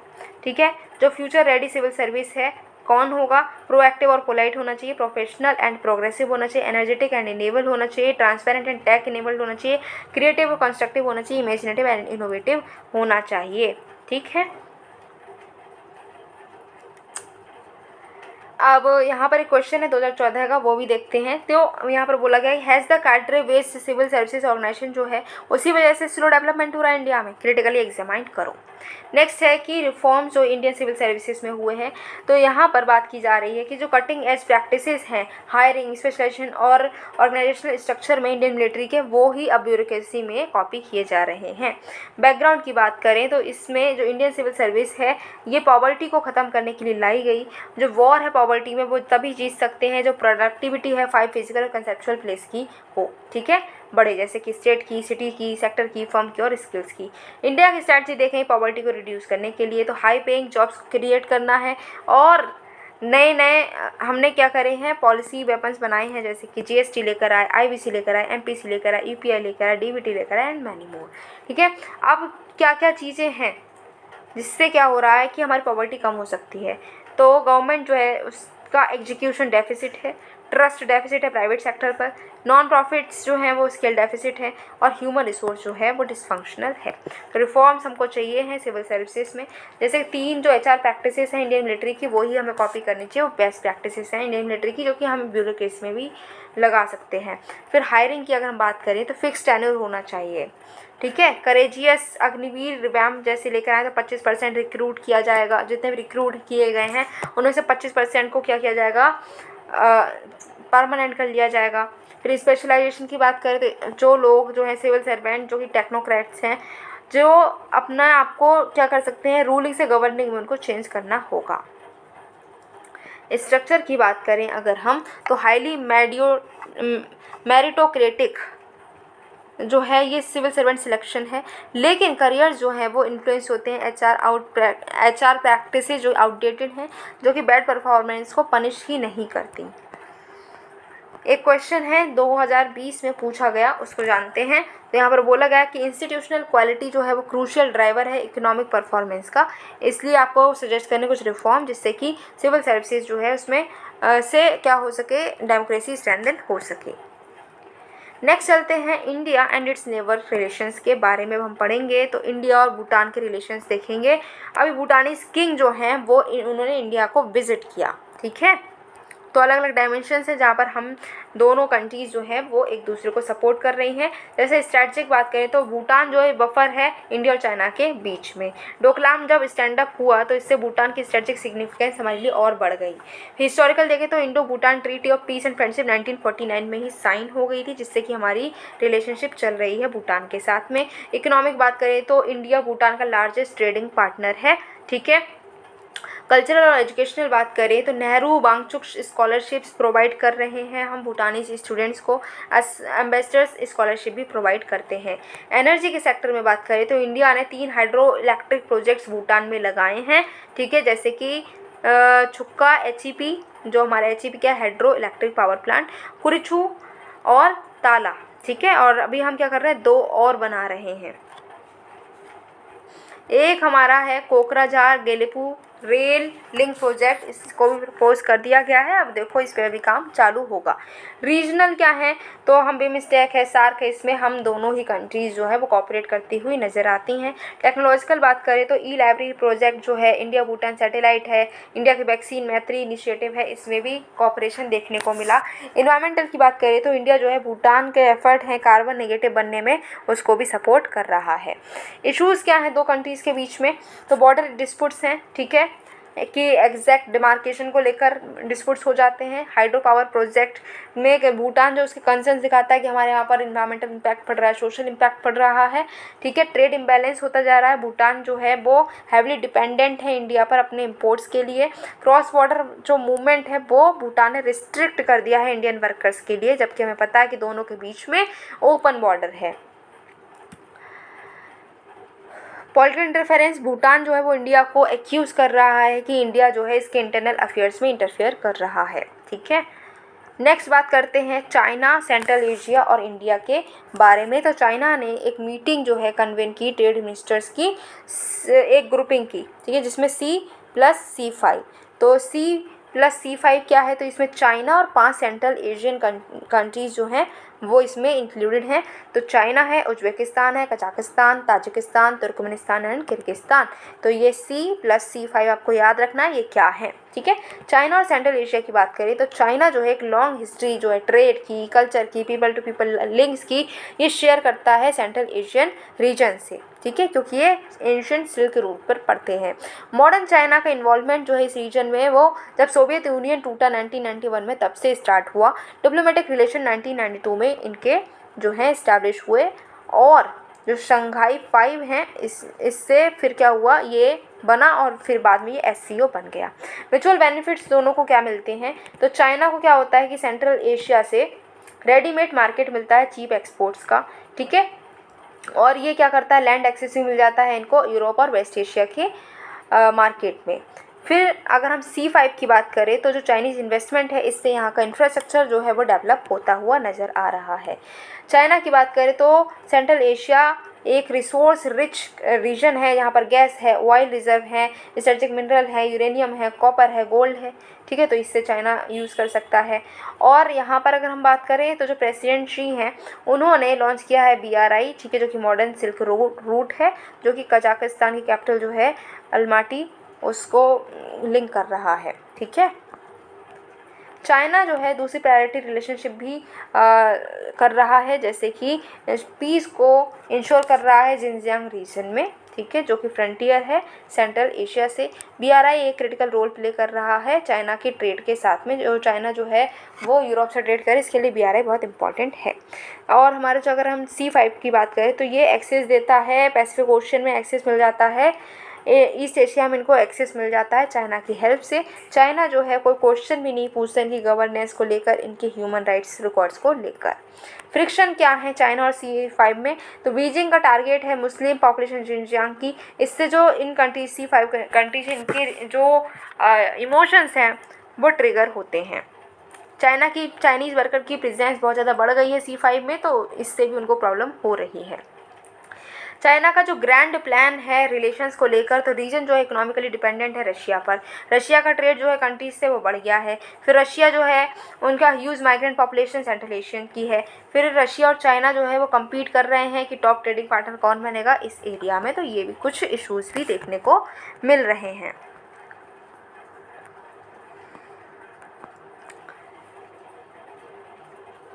इंडिया जो है वो उसके ट्रेडिंग टाइज हैं इन कंट्रीज़ के साथ में, लेकिन यहाँ पर कोई लैंड रूट नहीं है, इस वजह से यहाँ पर थोड़ी रुकावट मिलती है। जैसे जैसे हमने चाबार पोर्ट बनाया, बट ईरान में सैंक्शंस लगने की वजह से हमारा पोर्ट भी काम नहीं कर रहा है, तो हमारी कनेक्टिविटी थोड़ी कम है, बट हम कनेक्टिविटी बनाने की कोशिश कर रहे हैं। नेक्स्ट बात करते हैं इंडिया और SCO के बारे में। तो अभी चाइनीज़ और रशियन डिफेंस मिनिस्टर्स हैं वो मिनिस्ट्रियल मीटिंग जो है SCO की उसको दिल्ली में अटेंड कर रहे हैं, और इसको चेयर कर रहा है हमारा इंडिया। तो SCO के बारे में जानते हैं। इसका नाम है शंघाई कोऑपरेशन ऑर्गेनाइजेशन, ठीक है, इस्टेब्लिश हुआ 2001 में, हेडक्वार्टर्स का बीजिंग में है। ये एक Eurasian political, economical, international security defence organization है, permanent intergovernmental international organization है। जब सोवियत यूनियन कोलैप्स हुआ 1991 में, तब सिक्योरिटी और इकोनॉमिक आर्किटेक्चर बनाने के लिए हमने क्या किया, ये ग्रुपिंग बनाई है। इसके मेंबर्स की बात करें तो मेंबर्स इसमें हैं Russia, Kazakhstan, Uzbekistan, Iran, India, Pakistan, China, Tajikistan, Kyrgyzstan and Mongolia. की प्रायोरिटीज़ इनकी क्या हैं, तो regional non traditional security, counter terrorism, और जो 3 इवल्स हैं टेररिज्म, सेपरेटिज्म और एक्सट्रीमिज्म, उससे फाइट करना ही इनकी प्रायोरिटी है। ऑब्जर्वर्स इसमें ईरान, अब ईरान तो इसका मेंबर बन चुका है, अफगानिस्तान, बेलारूस एंड मंगोलिया हैं। करंट हेड कौन है, तो इंडिया, ठीक है, इसको भी चेयर कर रहा है। अब इंडिया जो है उसको SCO से क्या फ़ायदा मिलता है, तो जियो पॉलिटिकल बैलेंस की बात करें तो एशियन प्लेयर, ठीक है, इंडिया का स्टेटस है जो मेजर पैन एशियन प्लेयर का वो और ज़्यादा बूस्ट होता है। मल्टी अलाइनमेंट है, ठीक है, हम यहाँ पर क्या कर सकते हैं, जो बैकड्रॉप जैसे देख रहे चाइना, हम देख रहे हैं कि चाइना जो है उसका US और चाइना का पावर स्ट्रगल चलता रहता है, रशिया यूक्रेन का वॉर चल रहा है, ईरान पर सैंक्शंस लगे हुए हैं, तो इससे इंडिया हर तरफ से इंगेज रहेगा। शंघाई स्पिरिट को और ज़्यादा हम बढ़ा सकते हैं। रीजनल इंगेजमेंट हम यहाँ पर कर पाएंगे, बायलैटरल इंगेजमेंट हो सकता है, और हमारे लिए इनफॉर्मल मीटिंग के भी चांसेस यहाँ पर मिलते हैं। फिर है सिक्योरिटी डायमेंशंस, तो इंडिया जो है उसको एक्सेस मिल जाता है इंटेलिजेंसी का, इन्फॉर्मेशन का, कहाँ से, SCO के काउंटर टेररिज्म बॉडी से। कनेक्टिविटी की बात करें तो हम INSTC भी लेकर आए हैं जिससे कनेक्टिविटी को बूस्ट कर रहे हैं, बट यहाँ पर भी चैलेंजेस हैं। क्या क्या कि इंडिया और पाकिस्तान के बीच में बहुत सारे डिफरेंसेस हैं, हम जानते ही हैं। इंडिया और चाइना के बीच में डिफरेंसेस हैं। इंटेलिजेंस शेयरिंग तो होती है लेकिन इंडिया जो है हेजिटेंट है अपनी जो इंटेलिजेंस है वो पाकिस्तान और चाइना के साथ में शेयर करने में। फिर SCO स्टांस जो है कश्मीर का लेकर, तो चाइना जो है वो पाकिस्तान की साइड लेता है। लिमिटेड सपोर्ट है इंडिया चाइना बॉर्डर डिस्प्यूट को लेकर। फिर चाइना का राइज जो है वो बढ़ता ही जा रहा है। यहाँ पर अफगानिस्तान SCO का पार्ट है नहीं, तो यहाँ पर कुछ चैलेंजेस अभी चल रहे हैं। एक क्वेश्चन है उसको भी जानते हैं। तो क्वेश्चन है कि SCO जो है इंडिया की क्वेस्ट है जियो पॉलिटिकल बैलेंस और रीजनल इंगेजमेंट को लेकर, तो यहाँ पर इससे हमें क्या बेनिफिट होगा। अगर जो चाइना और पाकिस्तान की प्रेजेंस यहाँ से कैंसिल हो जाए तो इंडिया को क्या गेन होगा ये बताना है। नेक्स्ट है इंडिया और UAE के रिलेशनशिप। इंडिया जो है वर्ल्ड की सेकंड लार्जेस्ट फूड प्रोड्यूसर है, वो पार्टनर है UAE के एम्बिशन जो फूड सिक्योरिटी को लेकर है उसमें। डिप्लोमेटिक बात करें अगर हम, तो डिप्लोमेटिक रिलेशन हमारे 1972 में UAE के साथ में इस्टेब्लिश हुए थे। इकोनॉमिक और कमर्शियल बात करें तो बायलैटरल ट्रेड जो है 72 बिलियन US डॉलर का वो हमने 2021-22 में किया है। UAE हमारा थर्ड लार्जेस्ट ट्रेड पार्टनर भी रहा। फूड सिक्योरिटी की बात करें तो इंडिया जो है वर्ल्ड की सेकंड लार्जेस्ट फूड प्रोड्यूसर है और UAE जो है सबसे बड़ा इंपोर्टर है इंडियन फूड प्रोडक्ट्स का। इन्वेस्टमेंट की बात करें फूड सेक्टर में तो दुबई मल्टी कमोडिटीज़ सेंटर ने एग्रियोटा को लॉन्च किया है जो कि इंडियन फार्मर्स को फूड कंपनी जो UAE में है उनसे लिंक करता हुआ नज़र आता है। कल्चरल बात करें तो BAPS हिंदू टेम्पल जो है वो UAE में प्लान्ड हुआ है। Indian cinema TV radio channel जो है वो UAE में भी जो है अवेलेबल हैं। टेक्नोलॉजी पार्टनरशिप की बात करें तो इसरो और UAE ने रेड मून मिशन पर कोलैबोरेट किया है। डिफेंस और सिक्योरिटी की बात करें तो I2UT समिट जो है इसमें दोनों ही पार्टनरशिप कर रहे हैं। कई सारी एक्सरसाइज भी होती हैं दोनों के बीच में, जैसे एक्सरसाइज डेजर्ट फ्लैग, ठीक है, डेजर्ट ईगल 2। मीडिएशन की बात करें तो UAE ने मीडिएशन जो है उसका रोल प्ले किया है इंडिया और पाकिस्तान के बीच में, ठीक है। इंडियन कम्युनिटी की बात करें 30% जो कंट्री की पॉपुलेशन है उसमें 34 लाख लोग जो हैं इंडिया के वो UAE में जाते हैं। चैलेंजेस यहाँ पर भी हैं, कुछ लेबर इशू हैं, कुछ ट्रेड इम्बैलेंस है, जो पॉलिटिकल इशूज़ भी हैं, रीजनल कंपटीशन भी फेस करने को मिलता है। सो गाइस आज के लिए हम इतने ही टॉपिक्स को पढ़ते हैं। कल हम पढ़ेंगे इंडस वाटर ट्रीटी एंड जो भी बचे हुए टॉपिक्स हैं GS2 से रिलेटेड वो सारे कल हम कवर करेंगे। आई होप आपको समझ में आया होगा। वीडियो बहुत लेंथी हो रहा है वरना आज ही हम अपने GS पेपर 2 को कवर कर लेते, बट अभी अगर हम देख रहे हैं तो 1 आवर और 20 मिनट्स ऑलरेडी हो चुके हैं। आई नो अगर इससे ज़्यादा आगे अगर हम पढ़ेंगे तो आप बहुत बोर हो चुके हैं, आपको समझ नहीं आएगा, इसीलिए इसको एक और पार्ट लेंगे और GS पेपर जो 2 है उसके बचे हुए जो हमारे टॉपिक्स हैं, कुछ टॉपिक्स बचे हैं उनको कल हम कवर करके GS पेपर 2 से रिलेटेड करंट अफेयर्स कल कंप्लीट कर लेंगे, ठीक है। आज इतने टॉपिक्स ठीक है और आई होप आपको समझ आया होगा। समझ आए तो आपको क्या करना है, वीडियो को लाइक करना है, शेयर करना है, चैनल को फटाफट से सब्सक्राइब करना है जिससे कि आने वाली वीडियो की नोटिफिकेशन आपको मिले और आप उनको देखकर खुद को अपडेट कर पाएँ।